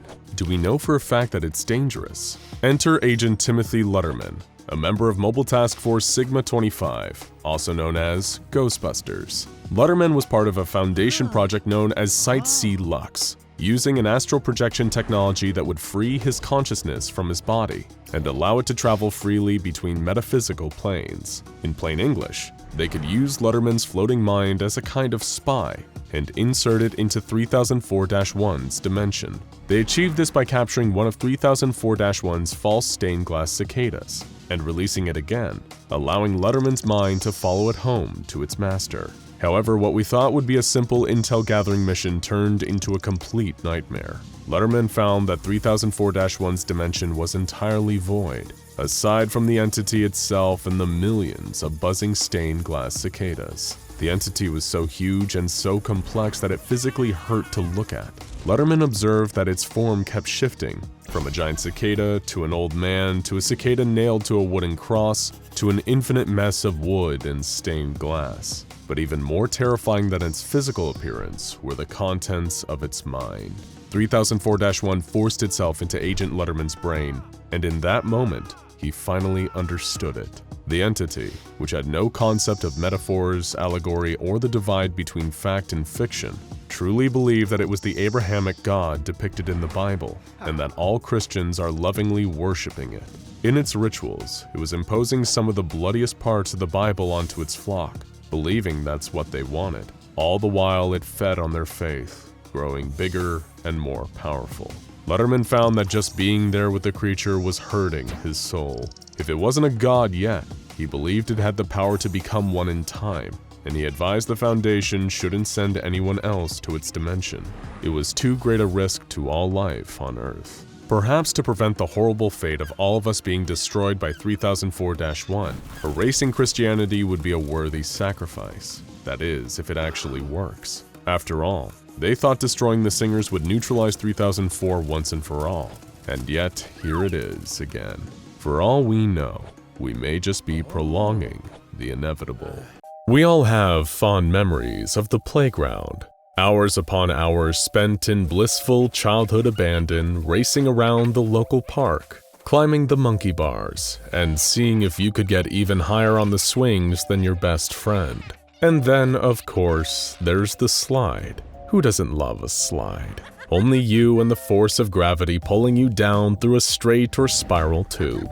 Those few seconds of excitement, that rush of not knowing whether you'll come out the other end of the slide or not, that's enough of a thrill for any kid. Of course, you would always come tumbling out of the mouth of the slide every time, at worst with an odd but innocent friction burn on your leg or arm.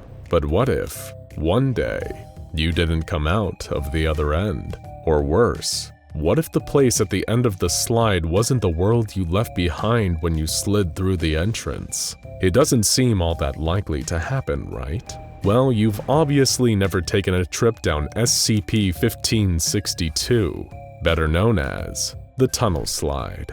As its moniker suggests, SCP-1562 is a slide, or it at least appears to be an ordinary tunnel slide. You know, the kind that you would easily find at any kid's park, jungle gym, or indoor play area.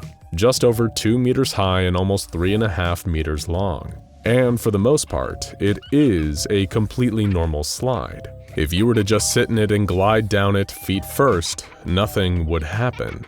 Then again, if SCP-1562 was an ordinary everyday piece of a playground, then the SCP Foundation would not have such a vested interest in it. They definitely wouldn't be keeping it locked up in quarantine, secured in Testing Lab 46-V of Site-24. And if any Foundation agents ask, you didn't hear that from us, by the way. The door to the lab is kept locked at all times. No member of personnel is even allowed near the slide unless granted special clearance to do so by Foundation researcher Dr. Carver. So what is it that makes this thing so special? Well, for one, SCP-1562 was first recovered by the Foundation from a defunct, abandoned playground. The location of this playground has been redacted, but it was known to be on the outskirts of a town where a number of young children had been reported missing. Does SCP-1562 contain some sort of clue as to where these children were taken? Perhaps some piece of forensic evidence left behind by a child-snatching anomaly from another dimension? Not quite. SCP-1562 is the thing that took those children. You see, the slide's anomalous properties require very specific circumstances in order to activate. Like we mentioned earlier, if you were just sitting on your butt while you were sliding down it, you would escape unscathed. Laying flat on your back? That is also a safe option. Even flailing yourself about, spinning and rolling and waving your arms, changing position on the way down would mean that nothing anomalous would appear to happen. However, if someone enters SCP-1562 and travels down in head first, laying on their stomach with their arms tucked at their side, almost in a plank position, then that is when strange things start to happen. That is when a person finds out what happened to those missing children. Only about 15 centimeters from the opening of the slide, a person sliding down on their front, head first, with arms by their sides will disappear right before exiting SCP-1562. In an instant, they will simply be gone, no longer in the slide or even relocated to anywhere nearby. To make matters worse, every single person that this has happened to has never been found again. They literally have vanished off the face of the earth. Unfortunately, there isn't much that can be done to prevent this. During testing, the Foundation quickly learned that tethering a safety line to a subject does little to stop them from disappearing. They cannot be pulled back from wherever it is that the slide sends them. The rope they are attached to is simply cut and goes slack from the moment that a person is taken by the slide. Now that sounds like the whole story, right? Children are going missing and the Foundation learns it's because of SCP-1562, some kind of interdimensional portal within a playground slide. So they acquire the slide, take it away and keep it locked up securely where it can't cause any more disappearances. End of story. Except that's not quite the end. No. The one thing it's still possible to do once someone has disappeared down the slide is to stay in contact with them. The SCP Foundation has expended a number of test subjects by sending them sliding down SCP-1562 just to learn what's on the other side. Just where does the slide take them? Luckily, tests like this are precisely what the Foundation has D-Class personnel for. So what happened when the Foundation sent some D-Classes on a one-way joyride down the slide? Well, one test involved a D-Class designated D-2445, who disappeared into SCP-1562 but was given a two-way radio to communicate directly with Dr. Darretts, one of the research staff. D-2445 reported that he felt himself in a small, cramped tunnel and quickly requested to be let back out. Dr. Darretts had neglected to tell D-2445 that was impossible, and that no one ever came back from inside the slide. While it was too dark to see anything, the prisoner described still being laid on his front, but feeling like there were rocks or dirt surrounding him on all sides. Realizing that he barely had enough room to move or even lift his head, D-2445 again requested to be let out of SCP-1562. As the unfortunate D-Class grew increasingly more unsettled by the movement-restricting environment, Dr. Darretts revealed that the lifeline tethering D-2445 back to the Foundation had been severed upon their disappearance into the slide. Panicking, D-2445 managed to move forward slightly and realized that his head had hit something. A shoe. A tiny child's shoe. Communication with D-2445 was called to a halt, and the Foundation's researchers discussed possible ways that they could retrieve the prisoner. Although most of them probably knew at this point that this task was likely impossible, this test may have taken place before the Foundation realized that return from SCP-1562 was impossible. The plan was that another D-Class would be sent into the slide. Once again, they would be attached to a tether line and be carrying video and audio recording equipment, along with a GPS tracker and a headlamp. Reaching out to D-2445, Dr. Darretts relayed this plan to him. D-2445 immediately begged to be set free from SCP-1562, as the doctor attempted to calm him down, but to little effect. Something had scared him, truly terrified him. A sound coming from somewhere within the tunnel.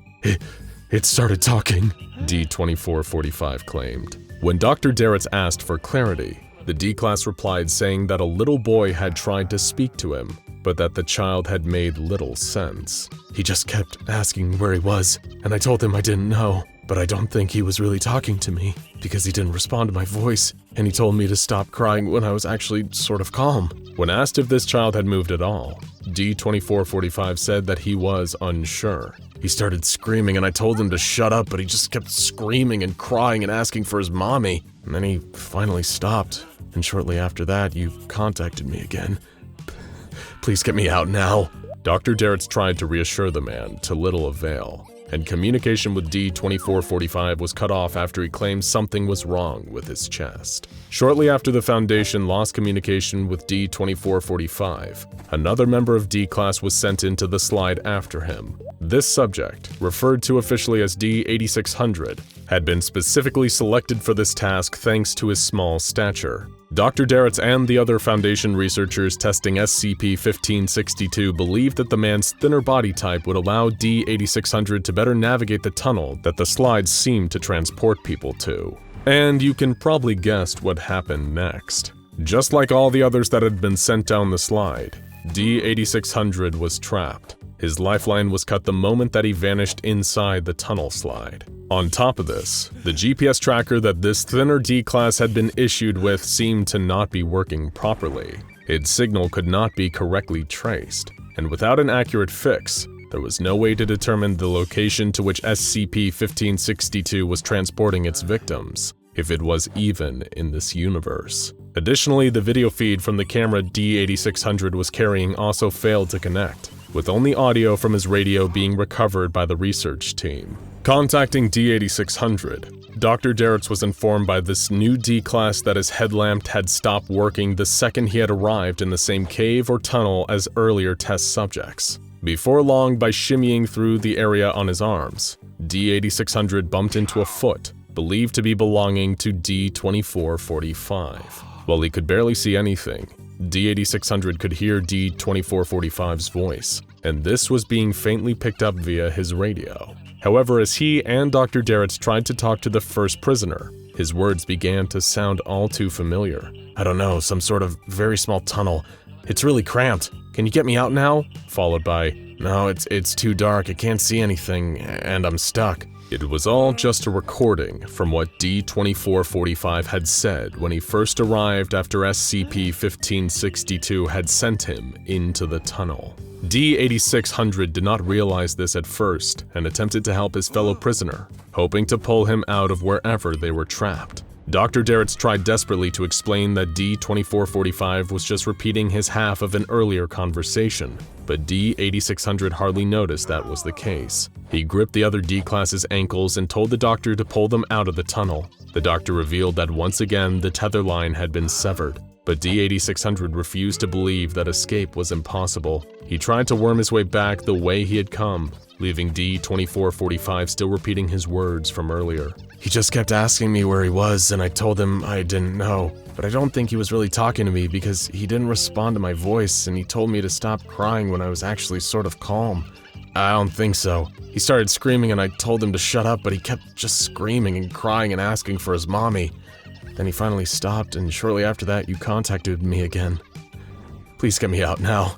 Please hurry, my chest is really starting to hurt." After yelling at him to stop talking multiple times, D8600 noted that D2445 had finally gone quiet. The D-class also remarked that the air was starting to taste stale, and hoped that there would be enough oxygen for him to get back. Then, just like his predecessor, communication with D8600 came to an abrupt stop.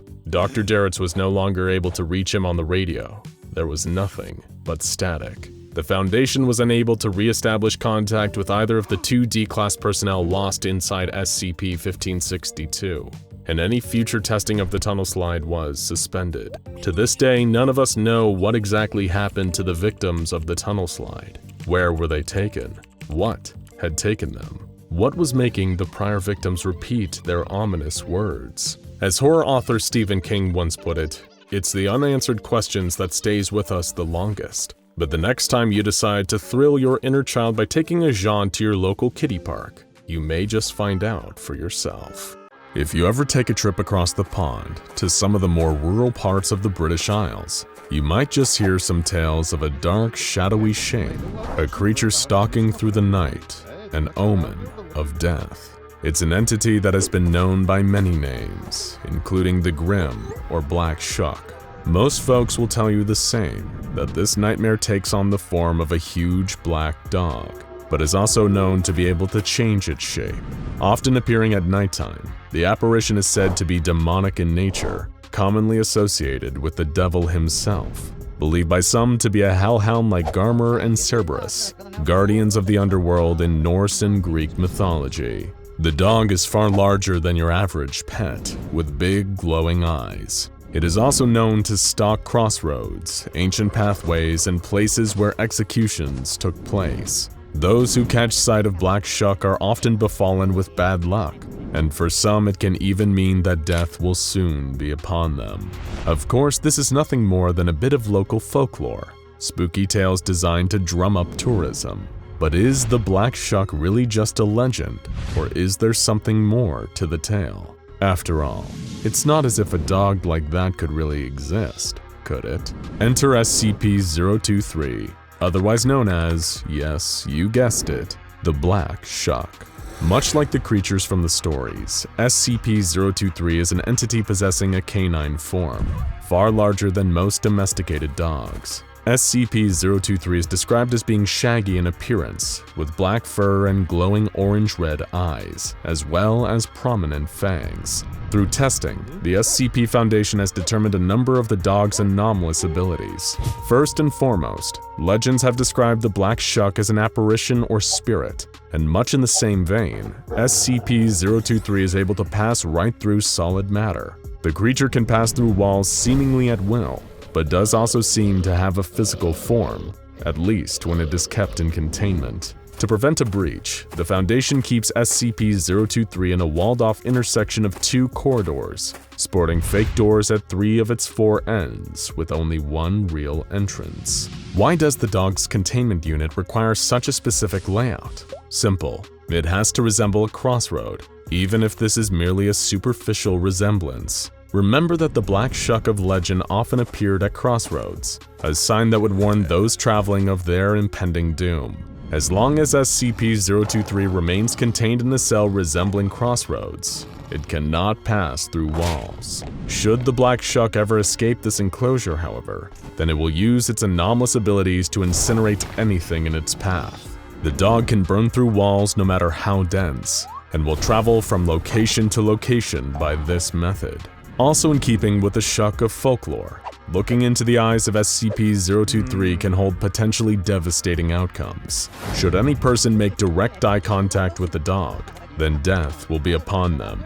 Within the span of the next full year, either the person who looked at the Black Shuck in the eye or a close member of their family will die, just like a number of the legends state. The Foundation has no concrete idea how the Shuck chooses its victims, with no patterns or obvious preferences, only that they will die a year after eye contact. Researchers aren't even sure if SCP-023 selects its victims from the moment eye contact is made, or if this choice is made during the year that follows, or even if it is a conscious choice at all. All that is known for certain is that if you were to look into the beast's glowing eyes, there would be no way for you to tell if you or a relative would suffer the consequences, only when. In the past, the SCP Foundation attempted to eliminate an individual that looked into SCP-023's eyes, along with their whole family before the year was up, trying to take any potential victims away from the Black Shuck before they could be hunted down by the anomalous canine. Much like the way the creature passes through walls by incinerating solid matter, the way SCP-023 dispatches its chosen victims seem to almost be linked to the use of heat. The Foundation has conducted a number of autopsies on those killed by SCP-023, and their findings have always yielded the same result. Anyone killed by the Black Shuck will not exhibit any signs of external damage, no burn marks on their skin or any kind of contusions. However, on closer inspection, these bodies appear to have been filled in, their insides replaced with highly compacted ash. All their organs and internal bodily systems appear to be incinerated by the Black Shuck, but somehow this occurs so rapidly that there is no notable damage caused to the outside of their bodies. To prevent SCP-023 claiming any further victims, the Foundation has another measure in place. The Black Shuck has been fitted with 2 spheres made of hard rubber. These are inserted into the creature's sunken-in eye sockets,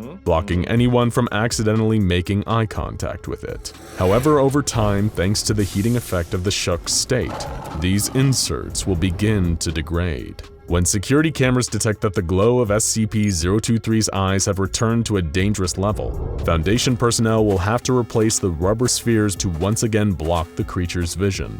However, this can only be done after sunset, and any personnel tasked with replacing the inserts are cautioned not to look the dog in the eyes during the process, unless they want to become the Black Shuck's next victim.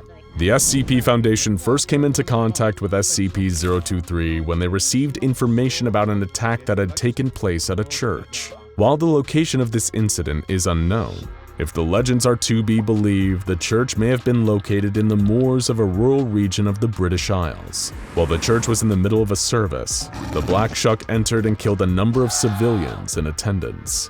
Presumably the members of this congregation had all at some point seen the large black dog out in the moors, or one of their relatives had. The Foundation stepped in and managed to capture the Black Shuck, giving amnestics to the survivors that had witnessed the attack. The damage done by SCP-023 and the deaths it caused were covered up as attempted arson. However, the Foundation's trouble with SCP-023 was far from over. After the Black Shuck's capture at the church, the dog was able to breach containment on multiple occasions. At first, it had been placed in a standard containment chamber, but it was quickly able to incinerate through the concrete walls of the cell. Foundation personnel later discovered that the dog had settled in an intersection between two corridors and realized that it had resembled a crossroad. These exact corridors became the basis for SCP-023's new containment chamber, and the assistant researcher originally assigned to the dog was reprimanded for negligence. During this and other escape attempts, SCP-023 caused the deaths of a high number of Foundation personnel. As a direct result, researchers assigned to it requested that the Black Shuck be reclassified as a Keter-class anomaly. They also noted that SCP-023 shared certain traits with SCP-1111-1, one of the two entities that form SCP-1111.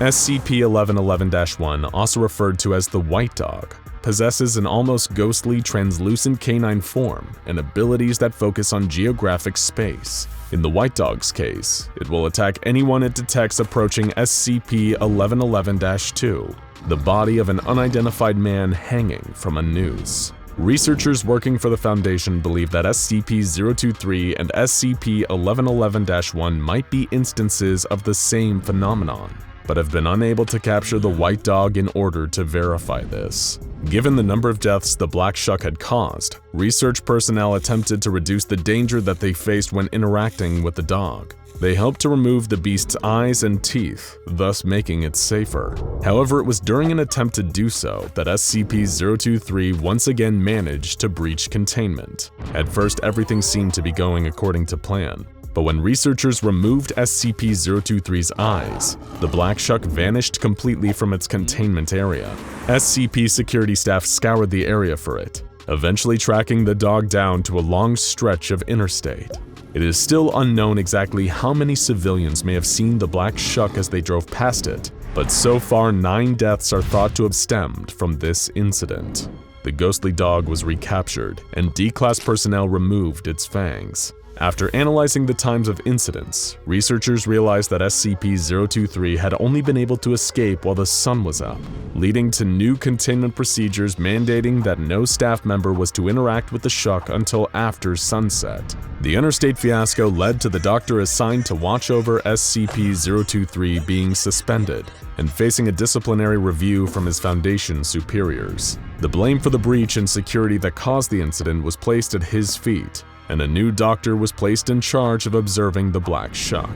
Unfortunately for this new researcher, the incidents involving SCP-023 did not stop there.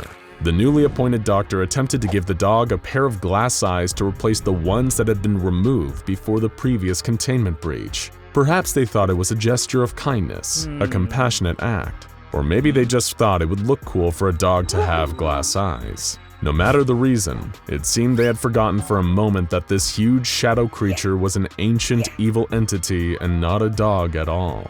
When the doctor gave the new glass eyes to SCP-023, they immediately took on the exact same properties as its old ones. They began glowing, molten glass leaking from the dog's sockets, and appeared on all reflective surfaces throughout the site the Shuck was being held at. Everything from mirrors and windows to lenses and glasses, computer monitors, anything and everything glass. The Foundation suffered an enormous number of deaths that day. Even staff sitting in the cafeteria would have seen a version of those orange glowing eyes staring at them from the bottom of their bowls, marking them for a fiery death. The facility was quickly evacuated, but the damage had already been done.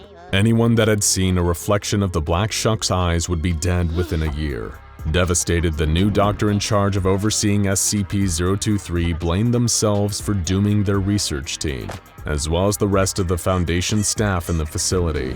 When the sun came up over the horizon, a number of D-Class personnel were sent into SCP-023's enclosure, only to find that the dog had once again vanished. The only trace it had left behind was a puddle of molten glass burning part of the floor.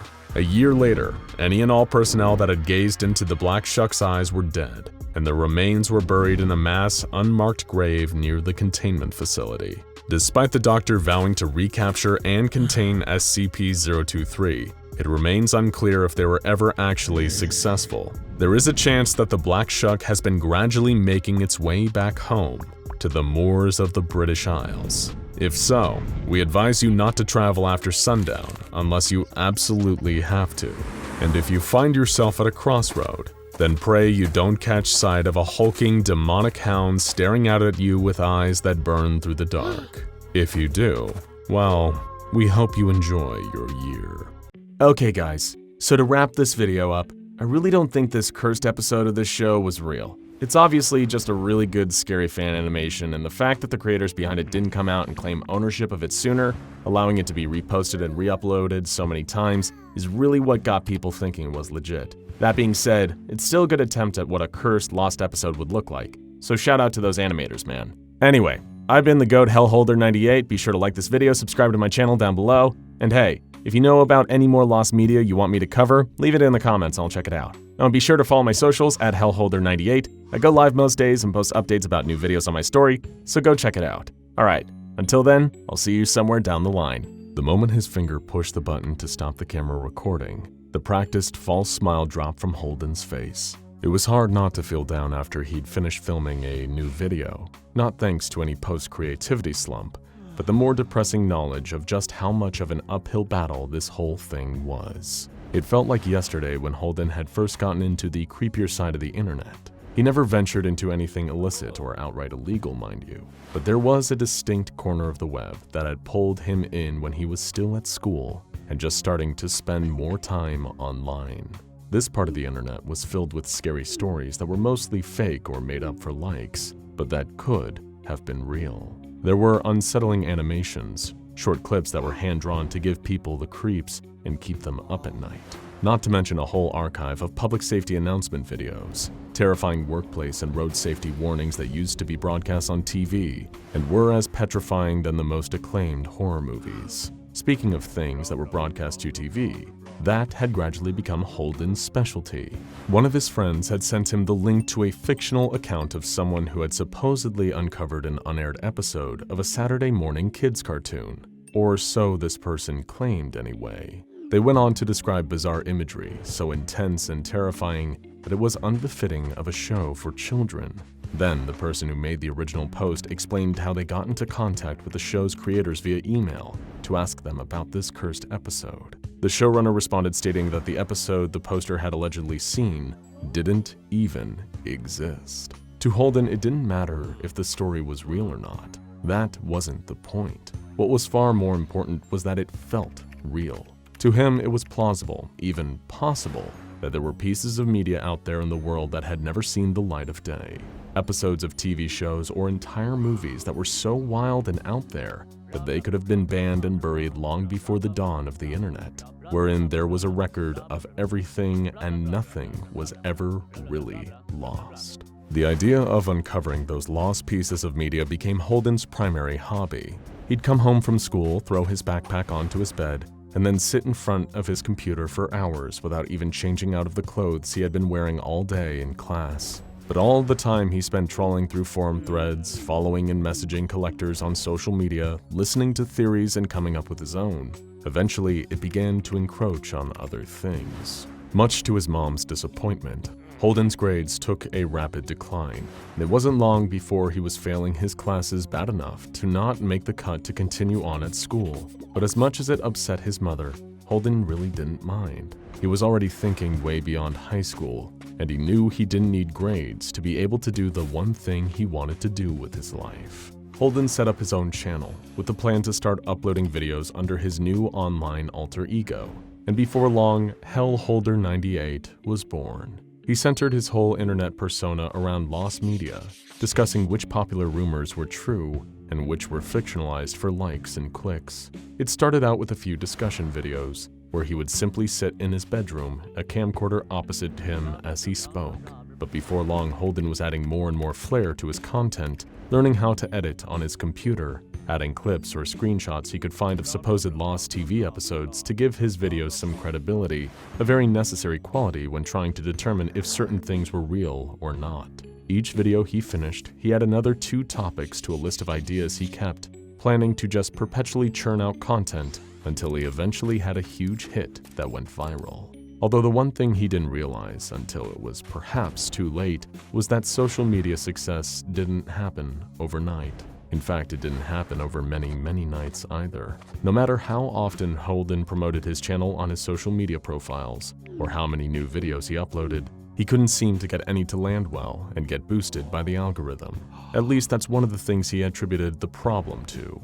He pointed the finger of blame at anything that he could. One day, it was that the algorithm was suppressing his channel and boosting others who had already got more subscribers. The next, it might be his slow internet connection had led to one of his videos going live at a time when the site had low traffic. The one possibility that Holden didn't stop to consider was that maybe his genre of content was too niche, but that the days of the internet's interest in lost media had already peaked back when he was still in high school. Nevertheless, he kept trying, making content day in and day out, working under the assumption that if he just made enough videos, then one day he was sure to blow up. That would be his big break, his ultimate win, a video that did well enough to garner thousands, if not millions, of views. But the more time he devoted to Hellholder 98, the only number that seemed to be at all increasing was the number of videos he had posted, each one barely garnering view figures that were above a single digit. To make matters worse, getting help with growing his online brand was next to impossible. Every now and then he would post on forums asking for advice, or if anyone wanted to collaborate so he could gain some exposure from creators with bigger followings. Those posts were often met with a slew of apathetic, snide responses, or comments telling Holden to just, quote, make better content, as if that was solid, specific advice. On top of that, his mom had outright refused to support her son's chosen career path, citing his failure at school as the main reason. Speaking of, any friends Holden previously had at school had all moved away in the years since, going off to pursue college and other higher education.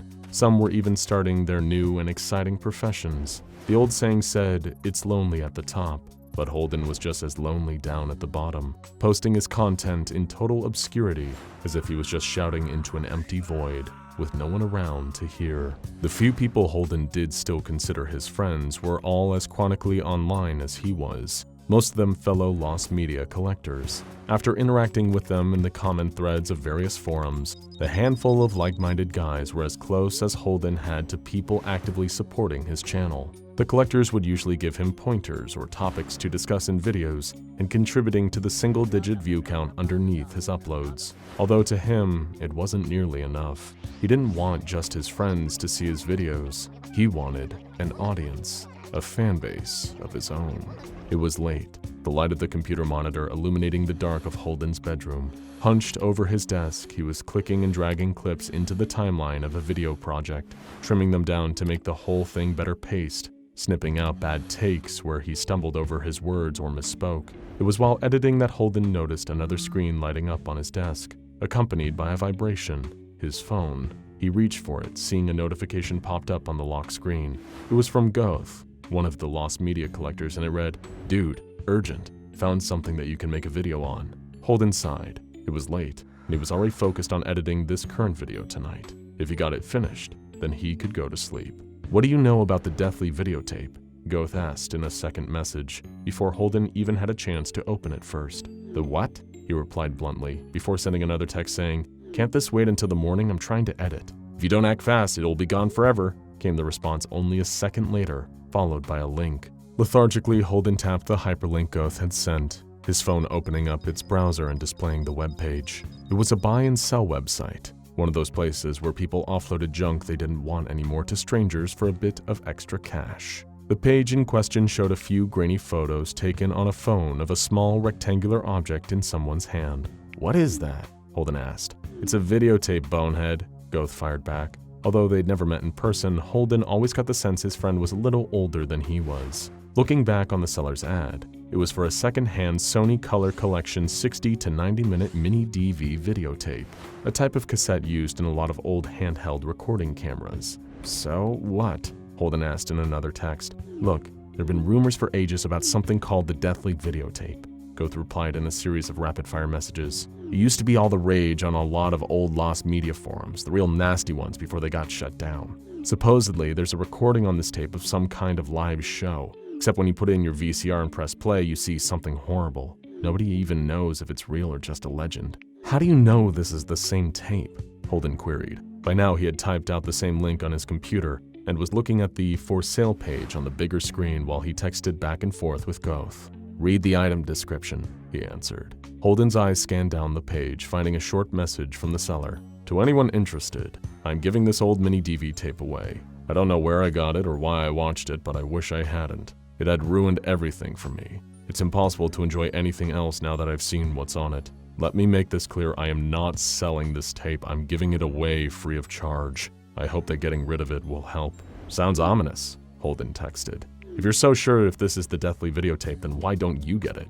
Keep reading, Goth responded. Underneath the item description was another note that the seller had written. Please note, I am unable to leave my town at present, nor can I mail this tape to anyone even if you pay postage. Collection only. If you're interested, please contact me at the following address. Below was an address. It was in Holden's hometown, only a few streets away from where he and his mom lived. This could be it, dude. Came another slew of messages from Goth. You buy this tape and make a video recording, then you might finally go viral. But you better be quick before someone goes and picks it up thinking it's just an ordinary tape. Holden looks back at the address, double-checking where it was. At most, it'd take a quick walk there and back, he thought. And if this tape was as elusive as Goth said it was, then owning it would mean Holden would be the only one who could make a video featuring it. After messaging the seller the night before, Holden found himself rushing through his quiet neighborhood to the address. All night as he tried to sleep, he kept thinking of the video he was going to make, how it could finally put him on the map, and at long last, bring him the E-fame he'd been working towards. Rapping his knuckles against the front door, he was met by an older man who stood on the other side. He was walking with a crutch, with a few bruises and stitched-up cuts on his face. The second that Holden explained he was there for the tape, the man reached to an unseen shelf just inside the doorframe and thrust the rectangular cassette into his hands before shutting the door as quickly as he could without it hitting Holden square in the face. He stared at the tape in his hands, though through its transparent green plastic case, he could see a hand-scrawled note. I know you'll ignore me if I tell you not to watch this, it read. So if you do, then on your own head be it. Having spent the rest of the day looking up exactly what he'd need to play such an old, outmoded recording format and convert the footage to digital so he could include it in his video, Holden had retrieved his mom's old VHS player from the attic, wiping the thick layer of dust off of it. It took a while for him to get everything ready to go, not just finding the right adapters and cables to hook the VCR up to his TV, as well as linking that to his computer, plus angling his camera right, and making sure the ring light he'd bought for filming was putting enough focus on his face. After the substantial prep, Holden took a deep breath, summoning up the faux excitement and staged smile before he hit the record button on his camera. What's up guys, it's Hellholder98 here. Now today I've got a real treat for you all. So my friend Goth, shout out to him, told me that a while ago there was talk about something called the Deathly Videotape. We found a mini DV tape that we think might be that very same tape, so we're gonna watch it and see if it's legit. Dropping his persona as his face turned away from the camera, Holden punched the play button on the VHS player, his eyes glued to the TV screen as the camera's lens was fixated on him. Okay, nothing so far, he observed, met with nothing but a blank, black screen. Suddenly, after 12 seconds of nothing, the playback started instantly, and Holden started relaying what he was seeing on the tape to the camera.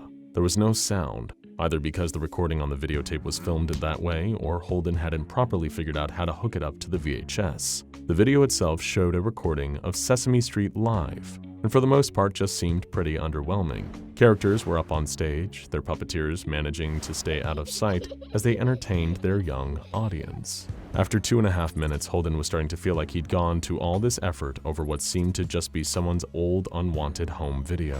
Just as he was considering turning off the camera and throwing the videotape in the trash, at almost the 3-minute mark, something weird started happening on the stage. The actor playing one of the bigger characters seemed to be having some trouble, instantly trying to pull off his cumbersome costume, much to the distress of the kids in the audience looking on in horror. But it wasn't just the illusion that had been broken. The actor was trying to get out of his costume because he was choking.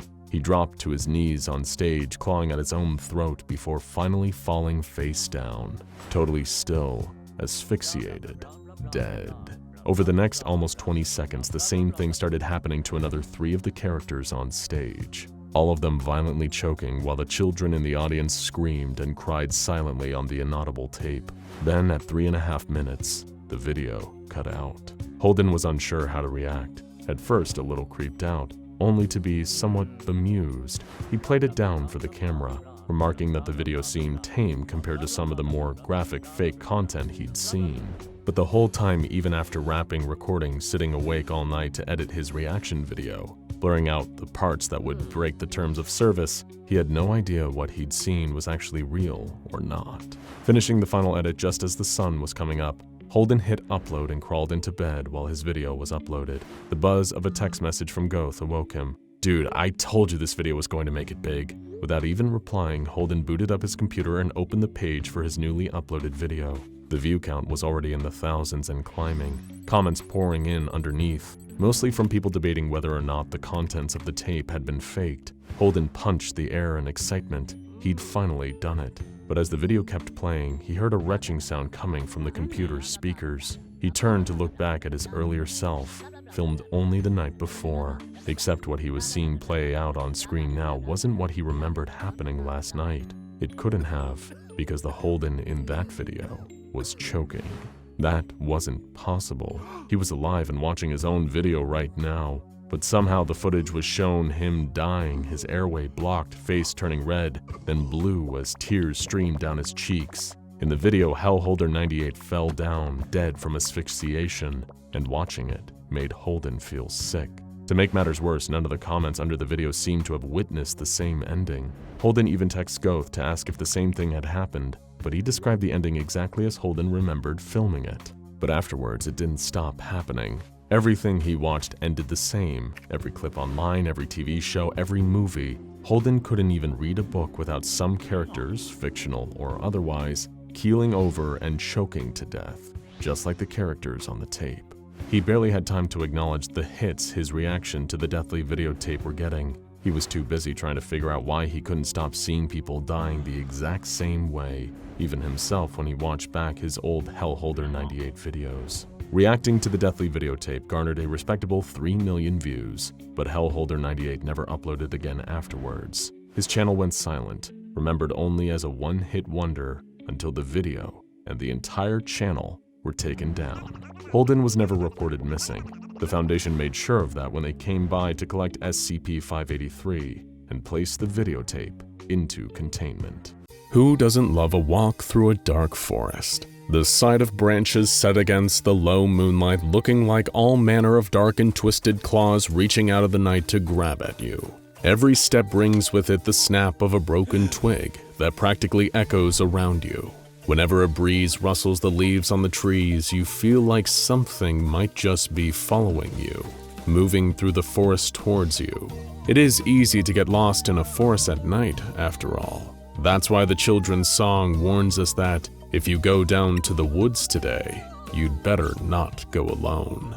The image of a forest in the darkness has inspired fear for generations, from fireside folktales telling of wolves and monsters lurking among the trees, to modern horror games about a tall, faceless man in a suit stalking you through the woods. And then, of course, there's SCP-060, otherwise known as the Infernal Occult Skeleton. Now, despite the name, SCP-060 is, in actual fact, a forest. Or at least, it's a forest to begin with. A picturesque grove of 17 tall white oak trees, spread out across 8 acres of land in rural northeast Minnesota. It almost looks like something out of a tourist brochure, a beautiful stretch of forest sitting under clear skies. Well, during the daytime, anyway. If you ever find yourself hiking through a corner of Minnesotan forest that isn't in any of the guidebooks, then tread carefully. You might just stumble upon the demolished ruins of a house that used to stand among the trees, out in seclusion. And a word of advice to you if you happen across this place: do not, under any circumstances, stop walking for a smoke break. Of course, thanks to the good folks at the SCP Foundation, you're unlikely to ever just wander your way into SCP-060. More likely, they'll administer you with amnestics, the Foundation's patented memory-altering drugs, and send you on your merry way, totally oblivious to the huge, hard-to-miss greenhouses containing SCP-060. Beyond those glass walls, you might have caught glimpses of Foundation personnel watering the trees, carefully tending to each SCP-060 specimen.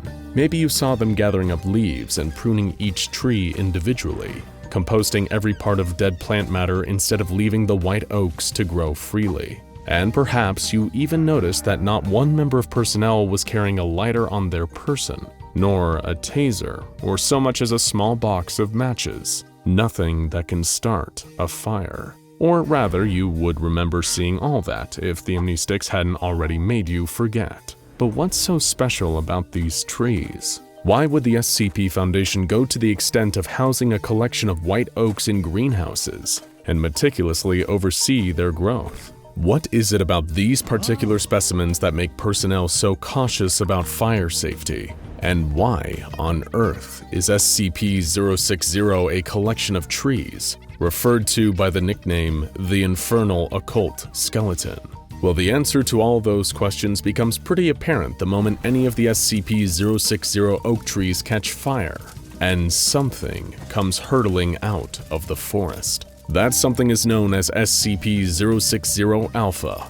Standing at just over 2 meters tall, the entity takes the form of an adult human skeleton. Much more than just a spooky, scary collection of bones, SCP-060 Alpha is fully animate, capable of moving of its own accord, without the aid of muscles or a nervous system. Oh, and it also happens to be on fire. Move aside, Ghost Rider. SCP-060 Alpha is engulfed from skull to toe bones in bright white flames, burning at a temperature of approximately 1500 degrees Celsius, or almost 3000 degrees Fahrenheit. For reference, that's just shy of the melting point of iron, and hot enough to grant a human being a quick but agonizingly painful death. Granted, after a few seconds of that heat, your nerve endings would be scalded, so maybe you wouldn't feel that much pain.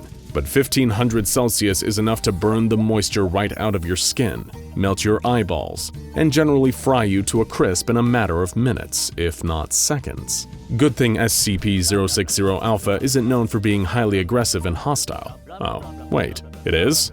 Not good. Upon manifestation, the burning skeleton will attempt to do as much damage as possible, and usually to whoever is closest. It can appear at any time, and after as little as 20 grams worth of one of the SCP-060 trees is burned. As if being actively hostile and burning hot enough to reshape metal wasn't bad enough, SCP-060 Alpha has also shown itself to be fiercely intelligent. The entity seems to retain knowledge whenever it manifests, and has gained a growing familiarity with the layout of the Foundation site that contains the SCP-060 Oaks. The Infernal Occult Skeleton's methods of attack tend to include throwing its entire body at flammable materials. However, it will avoid causing any damage to specimens of SCP-060. The skeletal entity can run at speeds up to 50 miles per hour. Now that's almost the same speed as a gazelle. Just picturing anything traveling towards you at that speed is horrifying, let alone something headed straight for you at gazelle levels of speed while also on fire.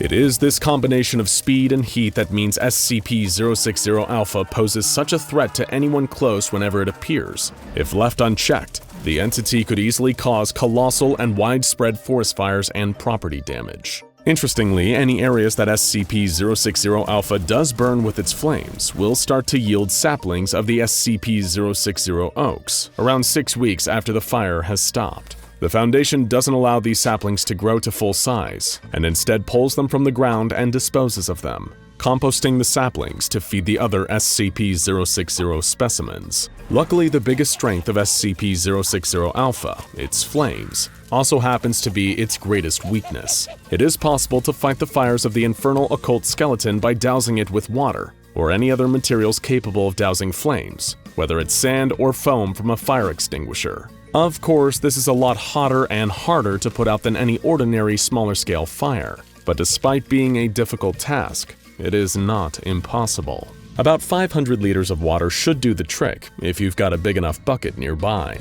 After that, SCP-060 Alpha will be weakened, gradually collapsing and turning into dust. However, if another part of an SCP-060 tree is burned and the entity reappears, it is believed that this will be the same infernal occult skeleton, rather than a new version of the bone-burning being. So we have a grove of oak trees that manifest a flaming skeleton if they are ever burned. Maybe that's not the weirdest thing you'd see in a Minnesotan forest. But wait, there's something else. Cast your mind back a few minutes and you'll remember that we mentioned some ruins. The remains of a demolished house that used to stand secluded among the SCP-060 white oak trees. Knowing that the infernal occult skeleton can appear from the oaks might make it obvious what happened to this house, but there's still a story to be told here. The house's owner was a man by the name of Jonathan Corhill. Now, Jonathan was something of an odd man, considered a bit of an eccentric to some.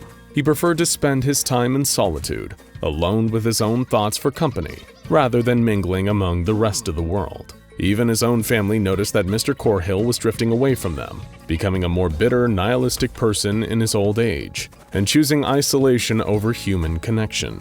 Now, sure, loneliness doesn't hold much appeal to everyone, but sometimes there are people who just prefer being alone. That might be what drew Jonathan Corhill to his secluded little house in the forests of Minnesota, somewhere no one would bother him. For the most part, the rest of the Corhill family adjusted to their eccentric relative's behavior. Jonathan would have rarely accepted visitors to his house in the forest, but he still kept in contact with those who he'd been close with. Most notably, he'd regularly share phone calls with his brother, one Christopher Corhill. That is, until something seemed to change unexpectedly in the year 1996. On one of their calls, Jonathan outright told Christopher to never contact him again, severing any ties with any remaining family members and friends in the outside world. Jonathan cut everyone off, living within his own bubble where he could immerse himself in his unusual interests. According to Christopher, his brother had seemed otherwise normal up until a certain phone conversation, but Jonathan had become obsessed with the occult. Specifically, he had embroiled himself in the history of the Victorian era and certain supernatural practices that had been undertaken in that time period. Now, whether Christopher honored his brother's wish to sever ties is unknown. A mail carrier would visit Jonathan's home in the woods not long after their phone call. Maybe among the envelopes, this courier was delivering what could have been a letter from Christopher or other members of the Corhill family, begging their estranged relative to come back to the world. You see, even people who claim to prefer being on their own sometimes need human interaction. Talking to people and being in the presence of friends and family are hugely important factors in maintaining a positive state of mental health. But what happens when someone rejects that entirely and instead becomes lost in their obsessive study of the occult? Well, the mail carrier was the first to find out. Arriving at Jonathan Corhill's woodland house, the courier found the place looking almost skeletal, a shell of the building that had once stood in the forest. According to the locals, the carrier had been sent to deliver a notice to Mr. Corhill, explaining that his house was being foreclosed. But it seems someone, or something, had beaten them to it. A fire had spread from the house's fireplace, quickly engulfing the entire structure, presumably with Jonathan still inside. It wasn't until later that very same year that Jonathan Corhill was officially reported as a missing person case with the local authorities. Any search that was undertaken in an attempt to find him uncovered next to no evidence of his whereabouts. To this day, nobody knows for certain if Jonathan Corhill is dead or alive. His whereabouts are unknown. On the surface, it might be easy to make the assumption that the infernal occult skeleton reduced the reclusive old man to nothing more than a cinder. It definitely seems plausible that Jonathan, collecting firewood to keep himself warm in his isolation, accidentally chopped down part of an SCP-060 oak, put it in his fireplace, and called forth the vengeful flaming bones. But perhaps we shouldn't be so certain. After all, Corhill's house wasn't entirely burned down, despite the entity normally trying to cause as much damage as possible whenever it appears. And on top of that, no human remains were found in the house. And the skeleton of SCP-060 Alpha had to have come from somewhere, right? SCP-060 offers a few warnings, and not just about the dangers of traveling through the forest alone.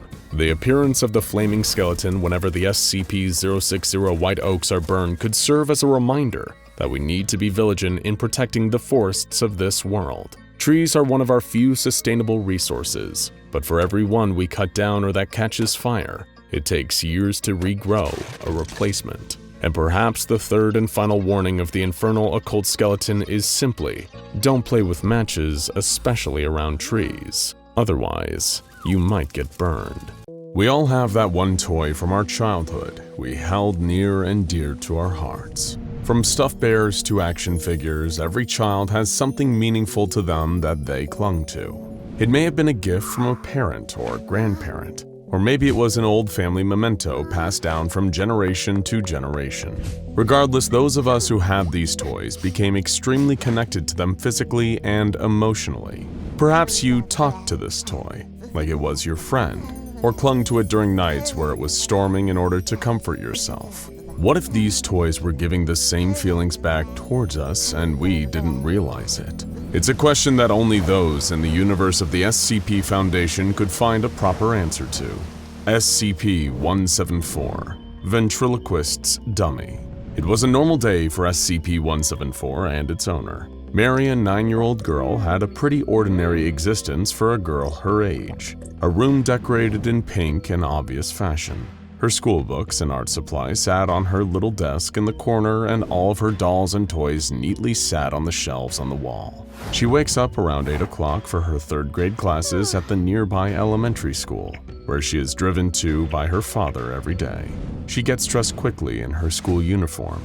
SCP-174 remembers a long blue skirt, white button-up shirt, and flat black shoes. This was routine. SCP-174 watched her every day to the point it became part of its expected daily regimen.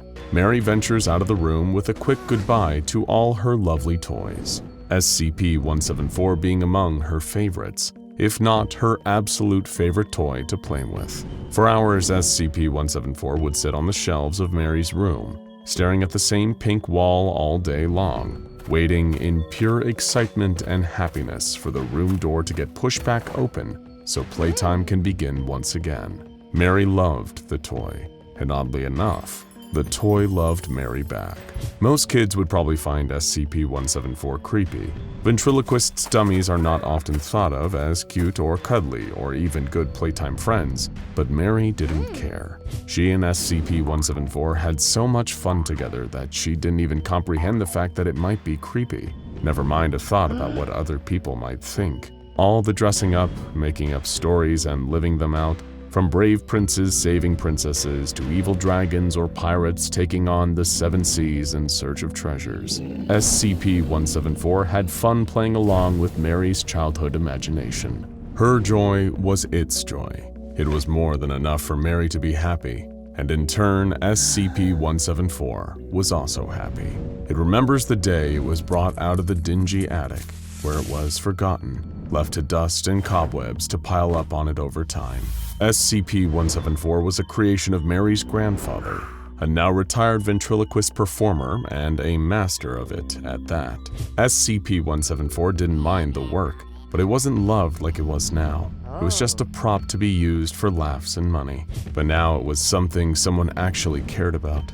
The glorious afternoon when Mary discovered him in a storage bin was a day it wouldn't forget, as it now felt loved and appreciated by someone. Mary didn't want money out of SCP-174, nor did she want fame. She just wanted a friend, and SCP-174 was going to give as much as it could to her. As Mary grew older, it seemed playtime had become rarer and rarer. It went from multiple times a day to once or maybe twice a night on a good day to once a week. And now Mary, a 16-year-old girl, didn't look like she had the time anymore. Books and papers piled up on her bed from nights of studying. Her attention was grabbed by her cell phone and late-night calls with her friends, and on the weekends, when her and SCP-174 would usually spend the most time together in the past, she wasn't even in the house anymore, never mind in her room. And by the time she came back, she was too tired to want to do anything. She didn't talk to it anymore, and barely even looked at it. At most, SCP-174 would receive a passing glance and a weak smile. But at least she still knew it was there, and that, for what it was was enough for SCP-174 to be content. 2 more years passed, and now Mary was 18. She had grown up so much, SCP-174 thought to itself. It was a cool day as the dusk of summer was upon Mary's city. August was coming to a close, and autumn was steadily creeping up on them. But for some reason, Mary hadn't been preparing for school. There was no backpack. Instead, a variety of suitcases and bins lined her room, taking up most of the space that was previously empty. Clothes hangers lay on her bed, and Mary's mother was organizing her clothes into 2 piles. It looked like Mary was moving out, but that wasn't true, right? She's never left without her playmate and her best friend, right? After 2 days of packing and preparing, it seemed Mary was ready to leave to wherever she was going. SCP-174 hoped it wasn't going to be for too long. Perhaps it's a vacation or a short school field trip, it thought. But the fateful day of Mary's departure had arrived. The room was completely cleared out, and other than her pink walls and floral comforter, almost everything was gone. Mary popped back into the room, suitcase in hand, looked around, and left without a word. No goodbye. She didn't even look at SCP-174. SCP-174 was devastated. Months passed without a sign of Mary. SCP-174 heard phones ringing and faint whispers of her voice through telephone lines, but it wasn't enough. SCP-174 missed its friend. On one fateful night, SCP-174 was met with rings and alarms of the house's fire alarm system. Smoke permeated the air and it began to grow warmer and warmer, then hotter, then so hot it couldn't bear the pain. All SCP-174 could do was sit there and wait for someone, something, to save it. But no one came. SCP-174 woke up wet and charred under a pile of dirt, ash, and wood. It could spot daylight through the cracks and crevices of the mound that pinned it down. It laid there for what felt like hours before it heard a familiar voice. "Mom? Dad?" The voice was met with sobering responses. "Hello, sweetie," and "Sorry you had to see this, we don't know what happened." It was Mary, back from wherever she went, and her family was here. Now they could all be back together, SCP-174 thought. "We have a few things that survived the fire. Your pile is over there," Mary's mother said. "It's not much, but at least it's something." Footsteps grew louder towards SCP-174. The pile above it grew lighter and lighter as the face of its best friend came clearer and clearer into view. SCP-174 wasn't met with a face of happiness or joy like it expected, more one of fear and disgust. "Do you see anything?" her father asked. "Nothing I want," Mary responded coldly before leaving the pile. All SCP-174 wanted was a friend, someone it could care for and would care for it. It tried its best, but now it guessed that all meant nothing to Mary.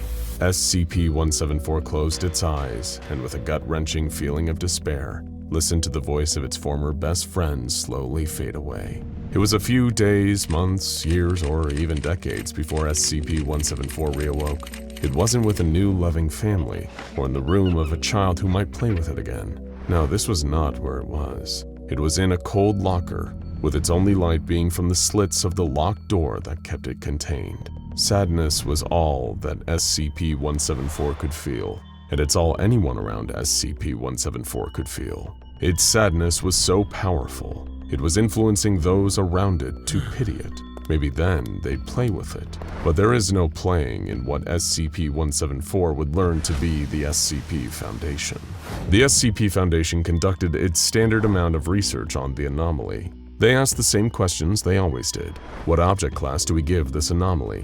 Initially, they gave it safe. It would stay in a box and they didn't have to watch it. Plus, it didn't pose a reasonable amount of danger. But would the SCP Foundation be correct in its assessment of the object class? SCP-174 was marked as a safe class low security object up until May 14, 2013. This was a special day for SCP-174. Well, not exactly for 174, but for Mary. It was Mary's 19th birthday, but SCP-174 was not there to wish her that. Its sadness grew and grew. Maybe if it was there for her, she would love it again. Maybe if it was there on this day, they could play again just once. Just one more time, they could be friends again. And SCP-174 could be happy again. With all its strength, SCP-174 moved itself for the first time. A doctor later discovered SCP-174 sitting on the floor next to its containment unit, looking directly at the main entrance door. The doctor hastily placed SCP-174 back into its storage locker, and later the Foundation would install surveillance cameras. SCP-174 watched the entire process through the slits in its storage locker. Even more discouraging, the Foundation also implanted SCP-174 with a tracking device. All hope was lost for SCP-174 to see Mary again, but it couldn't forget her no matter how hard it tried. It grew sadder and sadder. To understand SCP-174 better, we need to take a look at the SCP Foundation's file on SCP-174.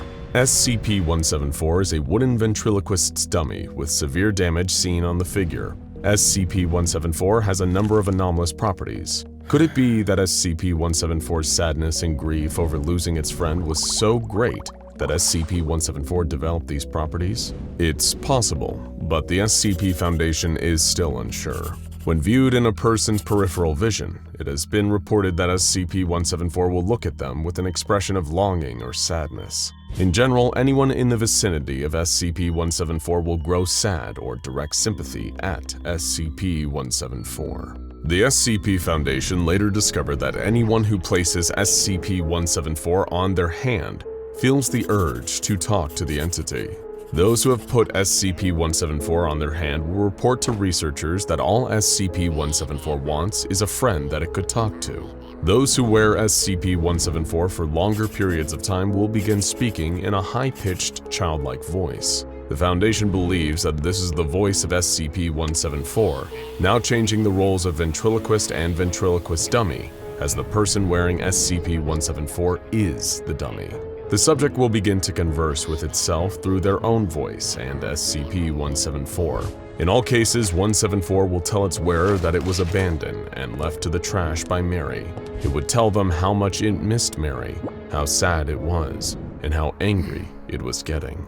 SCP-174 learned quickly how easy it could trick these people into feeling bad for it. It went from telling the truth about what happened to it to changing its story over and over again, to the point that the SCP Foundation has no idea what the true story is, and they have no idea about Mary. Stories of being left at a playground to being thrown out or left on a stage by a performer began to become commonplace. Anything SCP-174 could think of, it would use to manipulate the person wearing it. SCP-174 knows the truth, however, but maybe it's easier for it to lie and forget the trauma it experienced. Is it possible that SCP-174 is becoming corrupted in a way? It was also learned that SCP-174's fake stories about its past will have a direct connection to the subject that is wearing it. So if you remember a time you might have been bullied as a child, or lost a toy, or anything that might have been something negative, SCP-174 will use that for its own sympathy. The loss of its first owner has completely changed SCP-174's outlook on life, and now it wants to make a friend by any means necessary, even manipulation. Through anomalous means, SCP-174 developed a series of telepathic abilities to further its manipulation for sympathy. A D-Class was ordered to wear 174. The doll's burned and battered appearance left the D-Class hesitant. "Doc, you sure I have to wear this creepy thing?" "Please proceed with the test, D-14285. The doctor responded coldly. We know the Foundation is okay with putting morals aside for their tests, so this answer should have been obvious to the D-Class personnel. D-14285 lifted SCP-174 and placed it on her right hand, and a conversation with the anomaly began. "What happened to you?" D-14285 asked quietly. "There was a fire," D-14285 said in a high-pitched voice, mimicking SCP-174. "I was at home with the performer that used to own me. The D-Class said, almost on the verge of tears. There were burglars. They broke into our house, my house, and began to steal anything valuable they saw." Back in her normal voice, D-14285 responded, That happened to my family." "I'm so sorry to hear that. You don't deserve that," she said in her high-pitched voice. "The burglars, they were stealing everything. Gold and jewelry, money, pictures, even pieces of art my owner painted. All the memories he made were being stolen." father was an artist, D14285 said in her normal voice. They set fire to everything to cover their tracks. All of us were burned, but I was the only one who lived. The performer who owned me died trying to rescue me. The D-Class says in the voice of SCP-174. He was trying to save me, but the flames, they consumed him. Now I have no friends anymore. Will you be my friend? D14285 breaks down into tears and returns to her normal voice. I'm sorry, she says through sobs. I'm so sorry. I'll be your friend. The observing researcher begins to yell. Cancel the test immediately! There's clearly something more going on here! Guards enter the testing chamber upon the researcher's orders and begin to restrain D14285 and remove the manipulative anomaly from her arm. The D-Class begins to scream and cry. No! They took him from me, my baby! She begins to fight against the restraining security guards, but is dragged out, kicking and screaming while calling for SCP-174, who lays motionless in the corner of the testing chamber. It was found that B-Class amnestics were effective in quelling the lingering effects of SCP-174. However, if left untreated, those affected by SCP-174's influence and manipulation are similar in behavior to those of mothers separated from their children. Sadly, the test that led to the discovery of amnestics being useful in stopping SCP-174's manipulative effects were found after D14285's test, as she was terminated due to her not being able to be consoled and her cries constantly being disruptive. Before her termination, the Foundation found a number of abnormalities in her behavior. D14285 would only ever talk about SCP-174. Regardless of topic of conversation or questions asked to her, she would only respond with the same frantic line of questions or statements. Is the doll okay? Can I see him? What did you do to him? Why won't you let me see him? I was supposed to be friends with him. Please tell me he's all right. This effect does not persist, as it normally goes away after a few hours or days. But in some cases, like D14285, this effect will endure to the point of obsession and depression. As such, SCP-174's object class has been changed to a Euclid-level anomaly. The SCP Foundation deals with anomalies of varying danger and containment difficulty. We are familiar with ones that look dangerous and act even more dangerous, from SCP-096 the Shy Guy, to the employees of SCP-3008 the Infinite IKEA, or even SCP-049 the Plague Doctor and its Touch of Death. But what might be even more dangerous is when the SCP Foundation discovers an anomaly that does not look dangerous in the slightest. Perhaps that's why they initially placed an extremely manipulative and dangerous anomaly into safe class storage. The SCP Foundation is known for its cold tactics and cruel experiments. But in the case of SCP-174, it was extremely important to test the anomaly in order to know how dangerous it really was. SCP-174 is the story of a toy that was held near and dear during childhood, similar to the ones we can all potentially have. The playtimes and childhood innocence carried those bonds deeper than we may think. In the case of SCP-174, it was used during this period, then pushed aside once its former friend Mary grew up and had to focus on her life outside of the world of imagination. This turned SCP-174 into a cold monster who wants that connection and bond back by any means necessary. It puppeteers people in order to get sympathy, manipulating them by using their own traumatic stories against them in a sick, twisted attempt to make what it thinks a friend is. If you happen to still have your favorite childhood toy laying around somewhere in your house, it might be a good idea to go show it some love. Like literally. Go grab that Tickle Me Elmo or Hannah Montana singing doll and give it a hug. Tell it it's still appreciated for all the fun times because, well, there may be consequences to your actions or lack thereof. The creature let out an unmistakable squeal of rage as stimulus Y835 took effect. Dr. Christensen pressed his face up against the glass, eager to see the results. It had to work this time. It simply had to. He was certain that this attempt would make all the other failures worth it, and he'd once again prove the Foundation's faith in him to be well-placed. SCP-5683 shrieked a loud, insect-like sound that would have normally made the blood run cold of anyone that heard it. But to Dr. Christensen, it was like music, a monster's dying fanfare to mark his success. Soon he'd be the researcher who neutralized not one, but two tenacious, highly adaptable anomalies. The senior researcher could feel his heart racing as the deadly giant spider started to twitch, then burst into two identical entities. The pair of arachnid anomalies had reacted much like the results of the tissue sample tests conducted earlier, dividing into two separate organisms. Christensen held his breath. The tissue samples had destroyed each other, attacking and injecting the other with lethal doses of venom. Surely, he reasoned, duplicating SCP-5683 into two would have the same result. His heart sank as he watched one of the spider creatures, the duplicate, perish almost immediately. As it often did when presented with human prey, SCP-5683 attacked using its mandibles and impaled its copy with its front legs to pin it in place. The clone had bitten back, with Dr. Christensen already knowing that would have granted SCP-5683 an immunity to its own venom.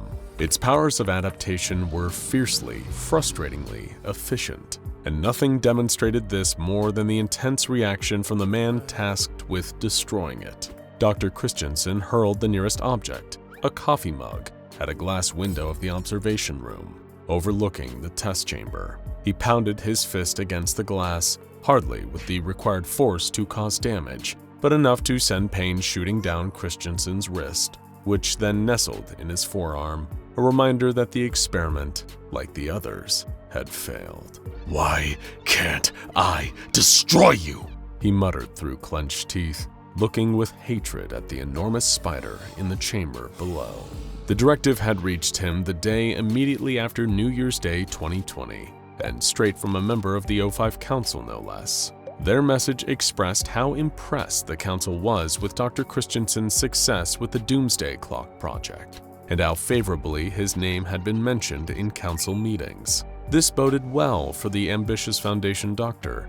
He'd been hoping to snag the director position at Site-04 now that Director Bray had retired. But there was one more test from the O5 Council. They wanted Dr. Christensen to use the knowledge garnered during his previous success to solve the SCP-5683 problem. If he could successfully complete that assignment, it would be his ticket to being promoted. With the comfy role of site director and all its perks in mind, Dr. Christensen accepted the assignment from the Council to deal with SCP-5683. SCP-5683 was quite the beast, not an anomaly for those with intense arachnophobia. The huge spider-like organism was extremely hostile towards humans and had to be kept in a constant state of medical sedation. Otherwise, it would relentlessly attempt to breach containment and slaughter any and all personnel in its path. What had made SCP-5683 such a problem for the Foundation was the creature's ability to rapidly regenerate damage, as well as modify its own body in reaction to threats. Much like a certain particularly hard-to-destroy reptile, the spider-like entity could adapt itself to become more resistant to any danger posed to it. And of course, this meant that the Foundation needed this dangerous creature eradicated. The frequent containment breaches and sheer number of casualties caused by the arachnid anomaly were significant enough to cause an increasing drain on the SCP Foundation's resources. So, with the termination order coming from the very top, the O5 Council themselves, Dr. Christensen was tasked with overseeing the neutralization of SCP-5683. During an initial deliberation, Dr. Christensen met with researcher Miles and Hall, junior researcher Silva, and security chief Ade to discuss earlier attempts to terminate SCP-5683. The new head of the termination project was perturbed to learn that the research team had little in the way of useful information to offer, beyond what the Foundation already knew about the creature. But Christensen decided some basic stress testing would at least be a start. After a successful tissue sample test, wherein some of SCP-5683's genetic material was incinerated, Dr. Christensen tried to simply destroy the spider with fire. An understandable response, to say the least. However, exposing SCP-5683 to temperatures of 850 degrees Celsius for just 30 seconds didn't quite yield the easy victory he had hoped for. The arachnid thrashed about and screeched in reaction to the heat, only to rapidly develop a form of armor plating covering its entire body. The armor was comprised of an unknown, unidentifiable substance, but it was enough to prevent SCP-5683 from combusting. Reconvening with the rest of the team, Dr. Christensen hid his pride, assuring everyone he was just trying to establish a baseline during the previous test. Of course, he hadn't believed that terminating SCP-5683 with fire would be a success, or so he claimed, hiding how much he'd longed for an easy solution so he could snatch up the vacant Site-04 director position. But to ensure the others, Christensen explained that he'd requisitioned some anomalous materials from the O5 Council that they'd be using in their next termination attempts. Nothing that was anomalous enough to require containment, but toxic enough that they presented a few options for destroying SCP-5683. Just for logging purposes, sir, may I inquire about the specific substances we're shipping in? Junior researcher Sylvia had asked. Of course, Y220, Y835, and Y43. Dr. Christensen quickly recounted them all from memory. I'm told they should be arriving within the week. I expect each would be enough to do the job, but it's best to hedge our bets. This spider doesn't compare to the lizard, I'll tell you that. Junior researcher Silva seemed to take an interest in what Dr. Christensen had just alluded to, his previous work with the lizard. He probed further about it, and Christensen gave a solemn response. The aspiring Foundation doctor recalled an incident from a few years earlier during his experimentation with SCP-682. Some of the methods Dr. Christensen had opted to employ in an attempt to destroy the hard-to-destroy reptile had led to a severe containment breach. When describing it, he used the word unpleasant, perhaps out of guilt at how many personnel had lost their lives due to his actions. Brushing the topic aside, he assured the team to get on with testing the new anomalous stimuli on SCP-5683. Stimulus Y220 initially showed some promise. During a tissue sample test, it successfully converted part of SCP-5683 into glass, which then violently exploded, leaving nothing behind. But attempts to use it to neutralize the creature itself quickly quashed those promising results. Within 9 seconds of being exposed to Stimulus Y220, SCP-5683's body rapidly turned to glass. Around 80% of its arachnid mass proceeded to explode, shattering in all directions, sending clear shards showering over the testing chamber. As he watched, Dr. Christensen allowed himself to believe that this was mission accomplished, that he'd successfully terminated SCP-5683. But his celebration was premature. The spider quickly began reconstituting itself, its body regenerating within the space of 30 seconds. After testing with both stimuli Y220 and Y835, Dr. Christensen's frustration seemed to be increasing with each failed attempt. He knew his promotion was within reach, and as far as he could remember, he'd done good work with damaging SCP-682. Why should eradicating this anomalous spider be any different? However, it was a test with stimulus Y436 that enraged the ambitious doctor. Expecting the anomalous stimulant to turn SCP-5683 into a fine mist, Christensen watched as the creature's body vanished, literally vaporizing, changing states of matter to little more than water in the air. Suddenly, every light in the facility powered off, plunging the testing chamber into darkness. When the lights came back on, SCP-5683 was standing on all 8 legs, right where it had been missed only 3 seconds earlier. The research team had gathered for another mediation, and Dr. Christensen's anger still hadn't subsided. He kicked a chair to emphasize his frustration, alarming junior researcher Silva, who urged him to calm down.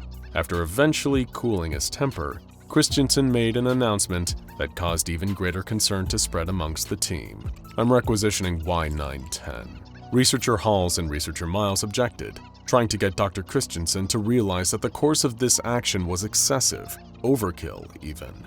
But Christensen disregarded them, standing by his latest method for terminating SCP-5683. The Global Occult Coalition had previously used Y910 to poison gods. He felt sure that it would work on one anomalous giant spider. His time was running short. Dr. Christensen was aware that any day now, the O5 Council would be appointing a replacement director of Site-04, and he wanted that promotion. and he didn't seem to care what corners he cut and what risks he took to get there, even if it meant endangering his research personnel. Dr. Christensen declared that in order to save time, he would be bypassing tissue samples to test for termination attempts. The longer it took to terminate the anomalous arachnid, the more his window of opportunity closed, and the further the director position slipped from his fingertips. Accepting full responsibility for the reckless decision and anything that might go wrong, Dr. Christensen wanted to use stimulus Y910 directly on SCP-5683. He urged the research team to make the necessary preparations, unaware of what his decision would lead to, and the chaos it had already caused. The test was catastrophic, so much so that it caused a containment breach. With SCP-5683 loose and scuttling about the facility on its multiple legs, Dr. Christensen and junior researcher Silva were forced to rush to the secure bunker on site for safety. Christensen was in a state of panic until he noticed something, and not for the first time either. He'd been detecting a foul smell whenever he'd conducted the meetings to discuss termination options. But the other members of the research team had quickly explained it was nothing more than repeated accidents in the cafeteria. But here was the stench again, worse than ever. Yet junior researcher Silva brushed it off again, stating that SCP-5683 must have gotten into the facility's reactor. The junior researcher quickly became inconsolable, stating that the whole situation was his fault. Dr. Christensen interjected, demanding to know how it was and what Silva had done to cause this situation. He replied that it was his duty to oppose ill-advised actions, and when Christensen had declared his intention to use Y910, the junior researcher hadn't opposed him. Shifting the blame from himself onto his subordinate, Dr. Christensen chastised Silva over how many personnel had died because of the junior researcher's refusal to do his job, ignoring that it was Christensen's own ambitions that had led to the current chaos. Refusing to be made a scapegoat, Dr. Christensen vowed to pin the full culpability for SCP-5683's containment breach onto junior researcher Silva, saying he'd tell the O5 Council the so-called truth about what had happened. But Silva pointed out that there wasn't much of a likelihood that the bunker would survive the reactor overloading. He urged the ambitious Foundation doctor to admit some responsibility of his own for what had happened, but Christensen refused. Suddenly, there came a thunderous banging at the bunker door. A debilitating pang of fear struck Dr. Christensen, causing him to scream and retreat from the entrance, yelling "No" and "Please," as if he was pleading with the universe itself to spare him from the spider. Junior researcher Silva walked over to the bunker door just as strong arachnid legs tore the heavy steel bulkhead off its hinges like it was made of little more than wet paper. There was SCP-5683, the enormous spider skittering into the bunker, screeching all the while. Silva had put himself between SCP-5683 and the ambitious Foundation doctor, whose hunger for a promotion had led to all this carnage. The junior researcher announced his noble intention to sacrifice himself, occupying the creature while urging Christensen to run. The doctor shoved Silva towards the spider and prepared to run, then all of a sudden, SCP-5683 vanished. Junior researcher Silva told Dr. Christensen he was disappointed, before researcher Miles, researcher Hall, and security chief Ade all entered the bunker through the torn open hole where the door had been. Christensen questioned where SCP-5683 had gone, to which Silva explained there was little reason to keep a dummy around once it had served its purpose as a substitute. "You mentioned you worked with the lizards, sir," the junior researcher recounted. "That there was a containment breach. If you don't terribly mind me asking, how did you escape that situation? It seemed quite lethal, didn't it?" Afraid and confused, Dr. Christensen asked where he was. Hall and Miles urged him not to ask questions he already knew the answer to. Silva explained who they all were, a jury, specifically Dr. Christensen's jury, and according to them, the ambitious doctor had disgraced himself again. Christensen had been there for a long time, a considerably long time, reliving the same events over and over again, with SCP-5683 acting as a substitute for SCP-682. It was the same situation, he'd made the same decisions, the same mistakes, and it had cost lives. Now Dr. Christensen was trapped in an endless loop, penance for the casualties that had occurred at his hands, all in the pursuit of his own selfish personal gain. He asked the jury how long he'd be stuck there, a question Silva responded to with, "Until you take responsibility, sir." Immediately, Dr. Christensen tried to admit that this all had been his fault, but he didn't mean it. Not really. He hadn't accepted blame. He just wanted a quick and easy way out of the loop, and the jury of his deceased personnel knew it. Christensen ran for the door in the hopes of escaping his fate. Futile as his chances were, a black iron chain appeared from around the corner and wrapped itself around the overambitious doctor's throat. Ignorant of his pleas for forgiveness, saying he was sorry wouldn't bring back the people who died in service of his aspirations to becoming a site director.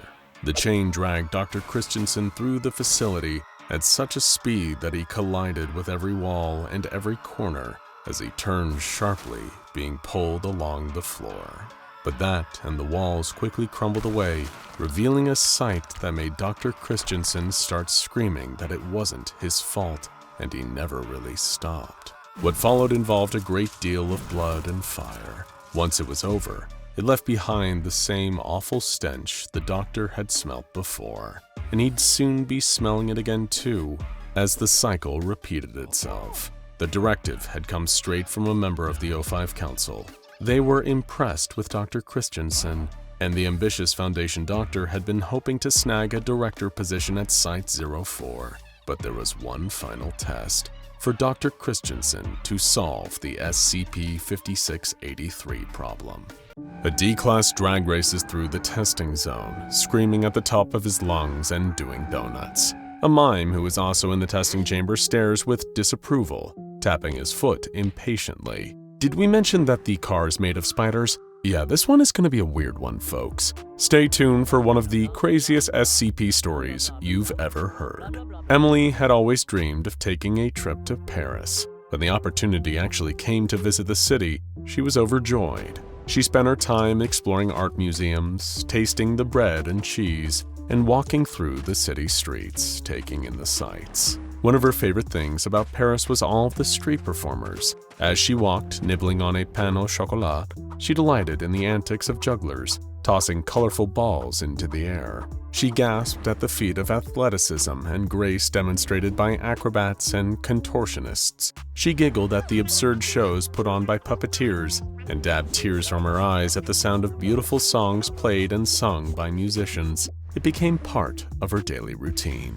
One night, as Emily was walking back to her hostel after a long, languid dinner, she found herself walking down a street she had not encountered before. There was no one around except for her. It was a lovely moment of peace, but it also struck her as a little bit eerie, and she wished for the familiar throngs of people. Up ahead, she spotted the silhouette of another person and let out a sigh of relief. As she got closer, she could make out the black and white striped shirt, the suspenders, the black beret, the white face makeup, rouged cheeks, and red lips. A mime. A real, classic French mime. She couldn't believe her luck. When he spotted Emily approaching, the mime began to start a performance. He began with a classic, The Invisible Box. He felt around the walls of the invisible box, looking out with exaggerated wide eyes and an open mouth. Emily clapped and reached into her bag for a little bit of money she could use to tip him. After all, he was putting on a performance just for her.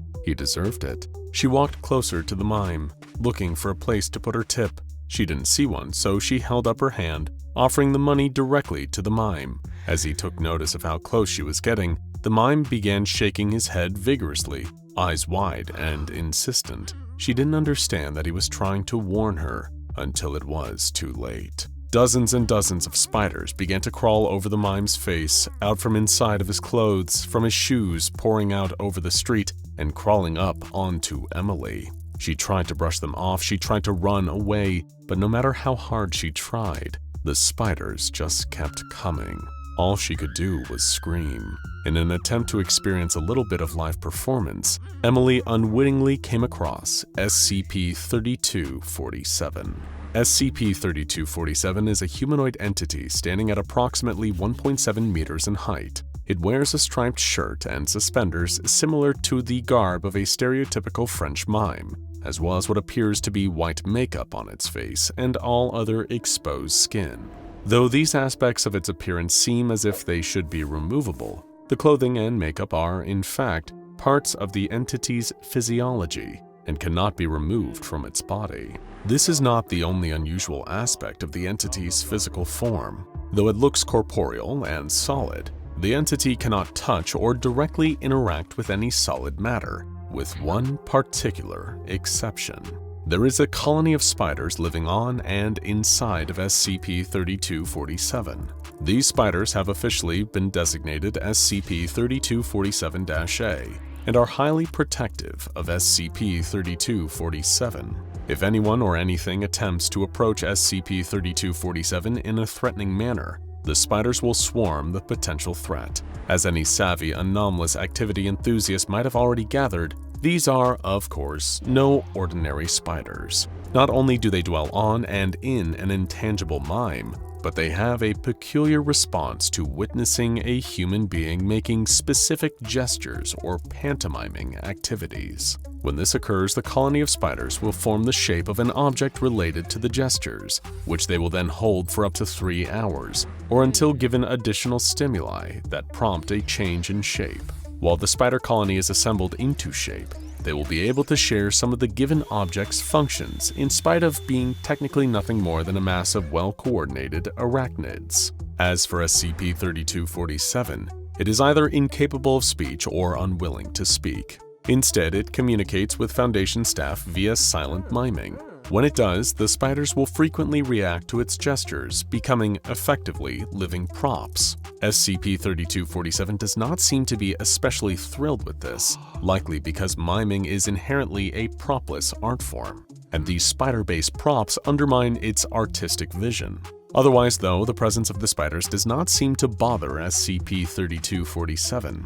In order to better understand the nature of SCP-3247-A, Foundation staff conducted a series of tests. In each test, a D-Class was given a gesture to perform in the presence of SCP-3247. Then, the research staff would record the spider colony's response. During the first test, the research staff ordered D-11424 to attempt to get as close to SCP-3247 as possible. They did not, of course, warn him about the spiders. He entered the testing chamber and approached the mime, who was pantomiming the act of climbing stairs. As the mime pretended to ascend an invisible staircase and D-11424 grew closer, instances of SCP-3247-A emerged to take the shape of a staircase, much to the mime's frustration. SCP-3247 stopped its performance, throwing up its hands in a gesture of defeat. The spiders turned their attention to D-11424 and began to swarm him, treating him as a potential threat. Panicking and unsure how to communicate with SCP-3247 while the spiders were overpowering him, D-11424 began to wave frantically at the mime. The mime simply shrugged, giving him a look that said, "Well, what do you want me to do about it?" At this point, Control intervened, instructing D-11424 to pantomime some kind of activity. Fortunately, before turning to a life of crime, D-11424 had spent several years in a professional improv troupe and was well acquainted with pantomime. His performing instincts kicked in, and he leapt into action. He put a hand to his ear as if listening to the ringing of a telephone. The spiders stopped their attack, responding immediately to his cue. They formed into the shape of a small table, with an old-fashioned rotary phone on top. The mime rolled its eyes in disdain at the sight of this prop-based performance, but D-11424 was on a roll. He crossed to the phone, picked up the receiver, and held it to his ear. "Hello?" he asked out of habit. He wasn't expecting to hear a voice on the other line, but then he did. Or rather, he heard the approximation of a human voice, created by a swarm of anomalous spiders. It sounded a bit like a human voice sped up, high-pitched, and squeaky, speaking some sort of gibberish. Realizing that this was his moment to escape, D-11424 placed the phone back in place and promptly left the testing chamber. The spiders remained in the shape of the rotary phone and the table for the next 2 hours, at which point they disassembled and returned to their home on SCP-3247. After his surprisingly creative work in this first test, it was decided that D-11424 would be the designated test subject for all future testing with SCP-3247. provided that additional complications did not arise. Though he wasn't especially fond of spiders, D11424 was more than happy to accept the assignment, not that he had much choice in the matter. Still, it was definitely a better deal than getting fed to SCP-682, and it was a nice excuse to use his improv skills again after a long retirement. During the second test, D11424 knew what to expect from SCP-3247. For this test, he was told to pantomime playing tug-of-war with an invisible opponent and an invisible rope. Now that he knew his improvisational scene partner would be a colony of spiders, he was able to enter the testing chamber with confidence. Once inside, he began to pantomime, pulling on a rope, having that rope tugged away from him by a strong opponent, and struggling to pull back. The spiders reacted right away, arranging themselves into the shapes of a long rope, one side of which was in D11424's hands, as well as a large humanoid, vaguely muscular in shape, that was holding the other side of the rope. The spiders gave the rope a sharp tug, causing D11424 to lose his balance and fall over, the rope slipping out of his grasp. Aside from some injury to his pride, he was otherwise unharmed. During test number 3, D11424 was instructed to enter the testing chamber and close his fist, while extending the thumb and index finger in a gesture colloquially known as finger guns. Sure enough, as soon as he assumed this position, the spiders assembled into the shape of a handgun. D11424 was then instructed to pick up the spider gun and squeeze the place where the trigger would be if it was a real gun and not, spiders. A loud cracking sound was heard when the D-class squeezed, as a spider shot out of the barrel of the gun at high speed before smacking into the nearby wall, leaving a small hole in the surface. D11424 fired several more times, each shot firing an individual spider at a pace that attending researchers described as faster than a speeding bullet. After firing 6 rounds of spiders at the wall, D11424 was instructed to place the spider gun back on the ground. During test number 76, D11424 was ordered to hold his hands together and wiggle 4 fingers on each hand, effectively pantomiming a spider. The research team was curious to see what the spiders would do when presented with a shape that matched their usual unassembled form. SCP-3247, who generally did not react much to the experiments on its spiders, began shaking its head in mild disappointment as approximately 640 spiders emerged from its body, dividing themselves into groups of 8. Each group of 8 spiders then joined to form one large spider, leaving 8 spiders. These 8 then split into pairs, who joined together into one larger spider, and so on and so forth until there was one single giant spider made from the hundreds of smaller spiders. At this point, D11424 followed his heart, jumping onto the mega spider's back and riding it like a bull at the rodeo, as the spider bucked and ran back and forth across the room. According to official transcripts, D11424 yelled "Yee-haw" throughout this part of the test, until the head researcher ordered him to climb down from the spider and exit the room. He was reprimanded for his behavior and warned that if he acted without approval again, he would be taken off the project and reassigned to a much less enjoyable position as one of the designated eyes on SCP-173. D11424 immediately agreed to comply with future instructions. During test number 133, D11424 was sent into the testing chamber and told to shadowbox. He danced back and forth across the cell, doing his best Sylvester Stallone impression and throwing punches in the general direction of the spiders. In response, approximately 3,000 spiders poured out of SCP-3247, assembling into the shadowy shape of a boxer, and began to attack D11424. The mass of spiders conducted itself at the level of a professional boxer, dodging D11424's hits before coming back at him with a jab, cross, lead uppercut, and rear uppercut before he could defend himself. D11424 fell to the ground unconscious, and guards were forced to interrupt the test in order to remove him from the room and take him to the infirmary for medical treatment. After taking some time to recuperate, D11424 returned to testing with SCP-3247-A.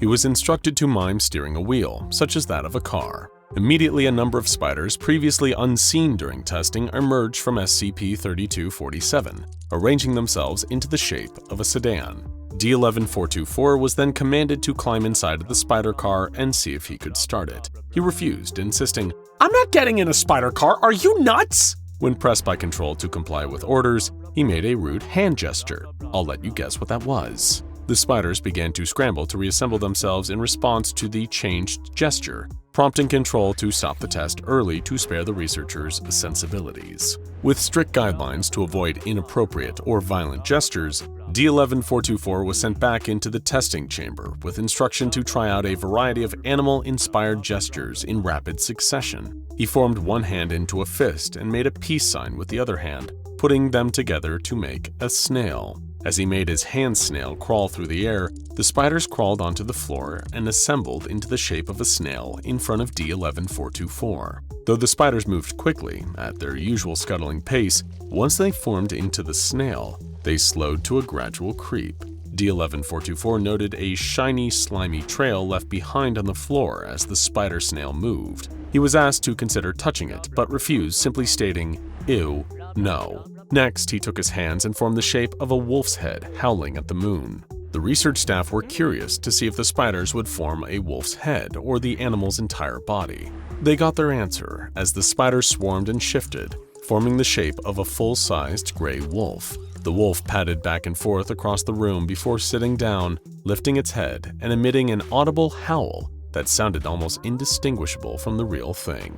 Next, D11424 crossed his thumbs over each other, fluttering hands like a pair of wings. The spiders separated into smaller groups and came together to form butterflies similar in size to a monarch. These spider butterflies began to flap their wings and, much to D11424's surprise, they took flight and swirled through the air around him. The D-Class was so moved by the beautiful sight that he shed a single tear, which he promptly wiped away out of embarrassment. Control then prompted him to try the next animal gesture. D11424 used his hands to form the shape of a rabbit. Several of the spiders crawled away, returning to SCP-3247, and the remaining spiders took on the form of a rabbit. The spider rabbit hopped realistically around the room, twitching its ears and tail. At this point, D11424 was instructed to offer the spider rabbit a carrot. He produced a carrot from his pocket, holding it out in front of him. The spider rabbit hopped over to him and, one crunch at a time, began to eat the carrot until none remained. D11424 appeared shaken up and asked to leave the testing chamber. As he followed all of his instructions, this request was granted. When he exited the chamber, all he would say was, "Where the hell did the carrot go? It doesn't have a stomach, it doesn't have a mouth, where did it go?" SCP-3247 is kept in an isolated chamber located in the arachnid wing of Area 12. It does not appear to require food or rest, but it has been provided with a television and a collection of silent films for morale purposes. Instances of SCP-3247-A are fed via a fully automated system that dispenses 20 grams of live crickets every week. Should a containment breach occur, staff have been instructed to find a way to make escaped spiders take on the shape that renders them motionless, then simply pick the spider cluster up and place it back inside of the cell. It is unlikely that the Foundation will ever get an explanation for where the intangible Mime and his merry band of spider performers originated from. But one thing is clear, they won't be performing in public again anytime soon. The shinobi crouched low on the pagoda roof and listened to the night air. Up here in the mountains, away from the hustle and bustle of the markets in town, it was almost silent, just the distant rattle of shutters somewhere behind him. The mountain shrine was tucked out of sight, so far into the countryside that no one would stumble onto it by accident. No one would come here without a reason.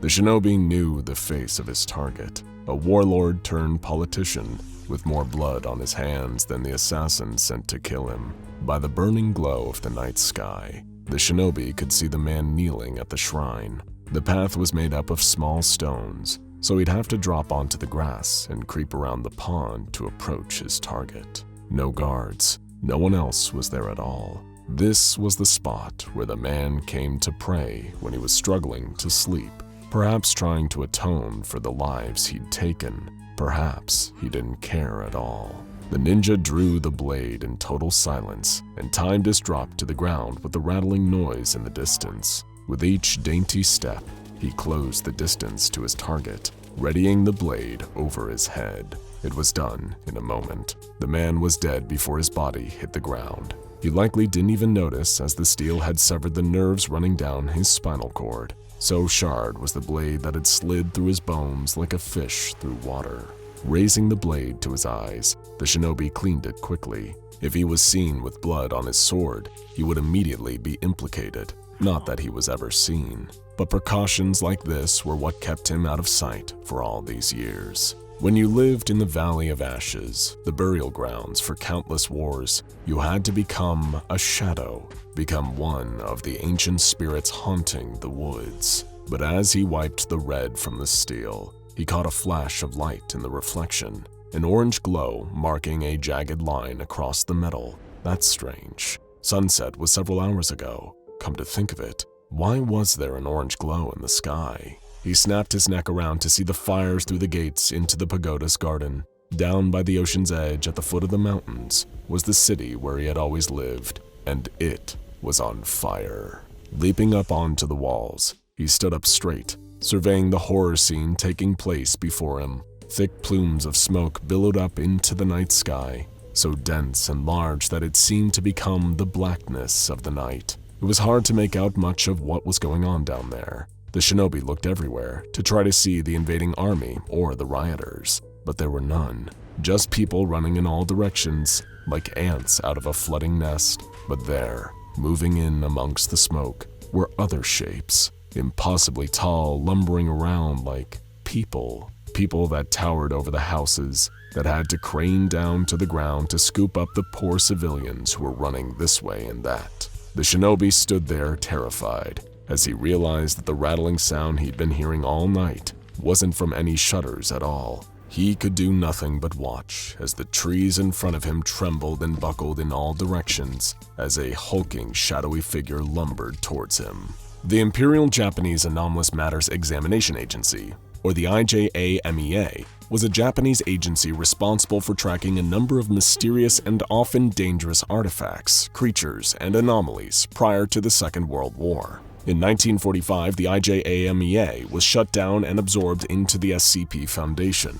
All of these data, historic records, and anomalies were all transferred over into the Foundation's control. Reasons for this were partially political and partially in the interest of world peace. The formation of the IJMEA was influenced heavily by Japan's ties with Germany in the first half of the 20th century. The Imperial German Anomalous Matters Examination Agency was the blueprint for their Japanese equivalent. However, with increasing militarism in Japan throughout the 20th century, the IJMEA became increasingly obsessed with trying to harness their anomalous discoveries in the interests of military power. Their goal became the establishment of a yokai battalion, powerful enough to establish them as one of, if not the world's greatest superpower. Following the bombings of Hiroshima and Nagasaki, Japan surrendered in the Second World War and agreed to dissolve its military, including the IJAMEA. That left the Foundation with the task of picking up the threads left behind and trying to come up with new ways of securing, containing, and protecting some of Japan's most deadly SCPs. Few more deadly and evasive than the entities that were too much, even for the yokai battalion. SCP-2863. In 1946, cleanup operations were in full effect, trying to deal with the fallout from the atomic bomb dropped on Nagasaki. Crews dressed in lead-lined suits worked around the clock, burying radioactive material and trying to remove as much contaminated debris as possible. Rebuilding the city was still a long way off. At various points, the wind would kick up and carry the dust left behind into the air, creating a dangerous radioactive haze. Crews continued to work through such conditions as the understanding of airborne contamination was still in its infancy. Watanabe Goro was one such worker. Midway through a night shift and clasping a damp rag to his mouth, he pushed on through the dust, clearing out building after building. They had spent the morning carrying corpses out of an unidentifiable building. The corpses themselves were pretty much worn away too, just skeletons really, charred by the blast from months before.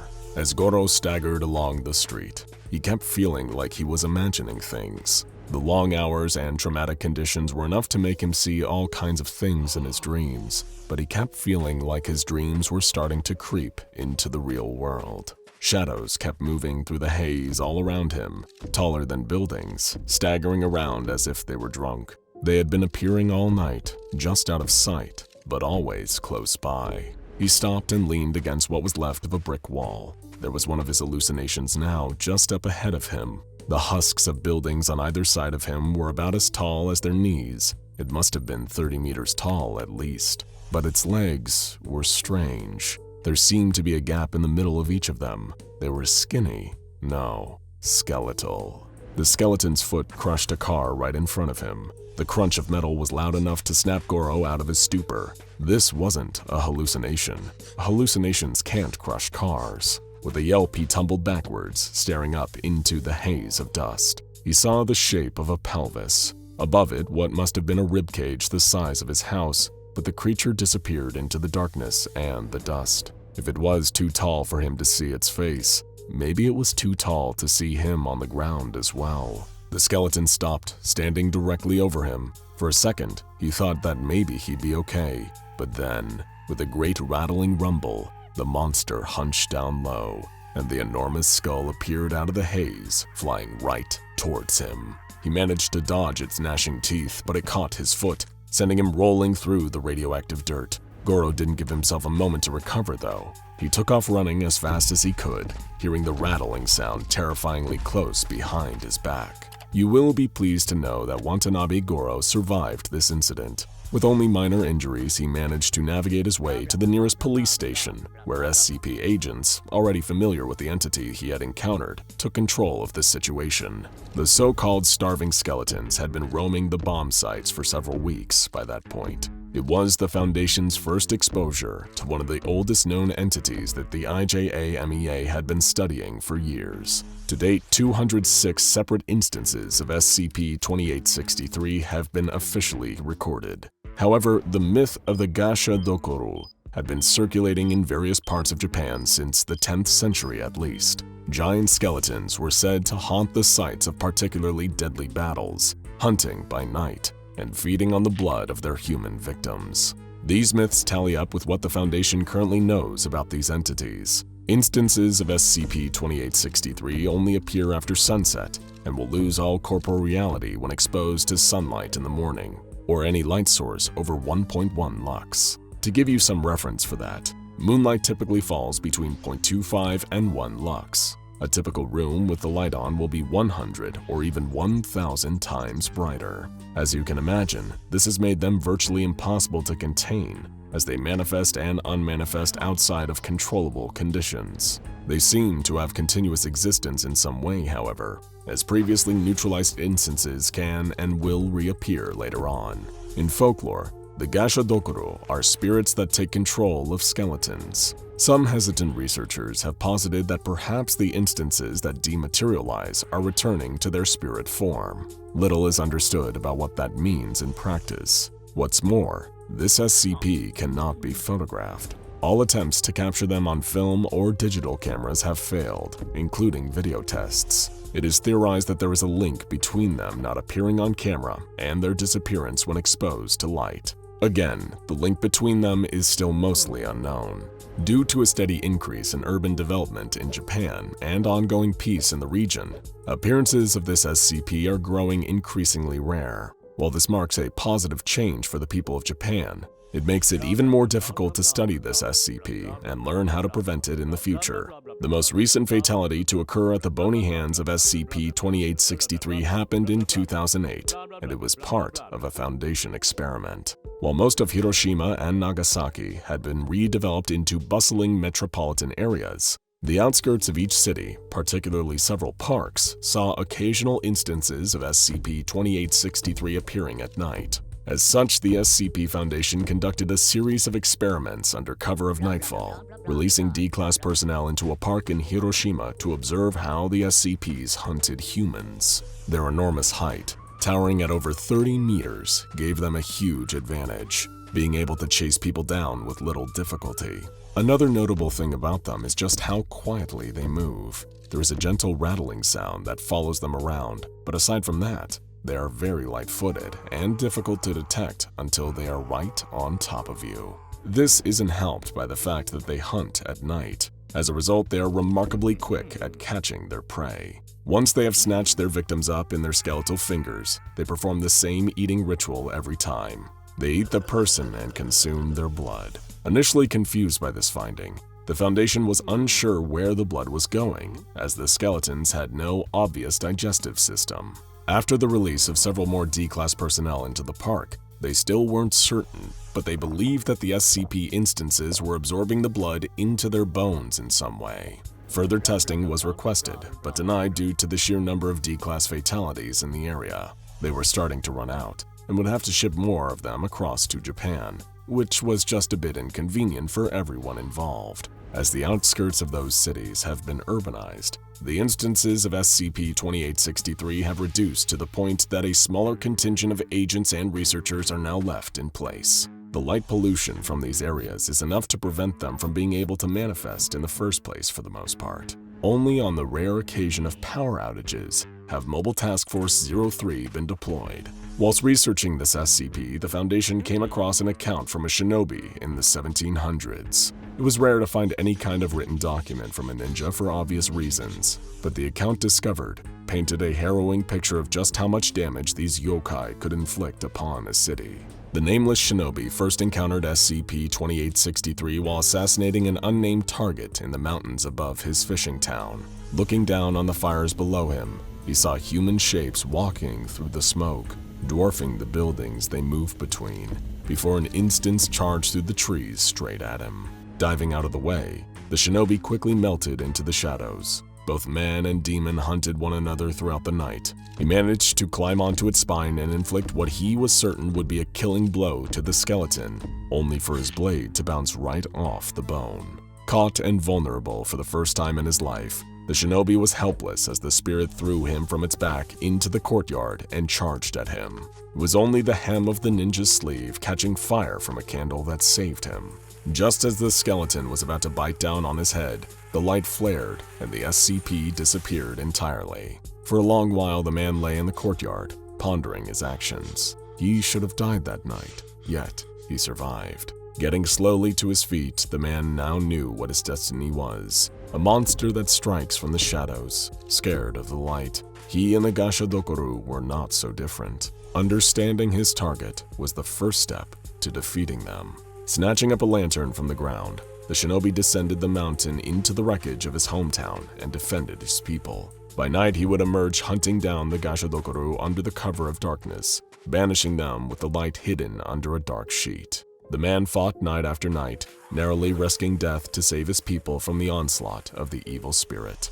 A small plaque was installed by the IJAMEA shortly before the Foundation took over the management of the SCP. It was installed at the foot of an old pagoda just outside a small fishing village. On it was a simple haiku: "Walking in shadow, in the midst of our demons, we will find the light." Now check out SCP-2662 Cthulhu and SCP-2935 O Death for more.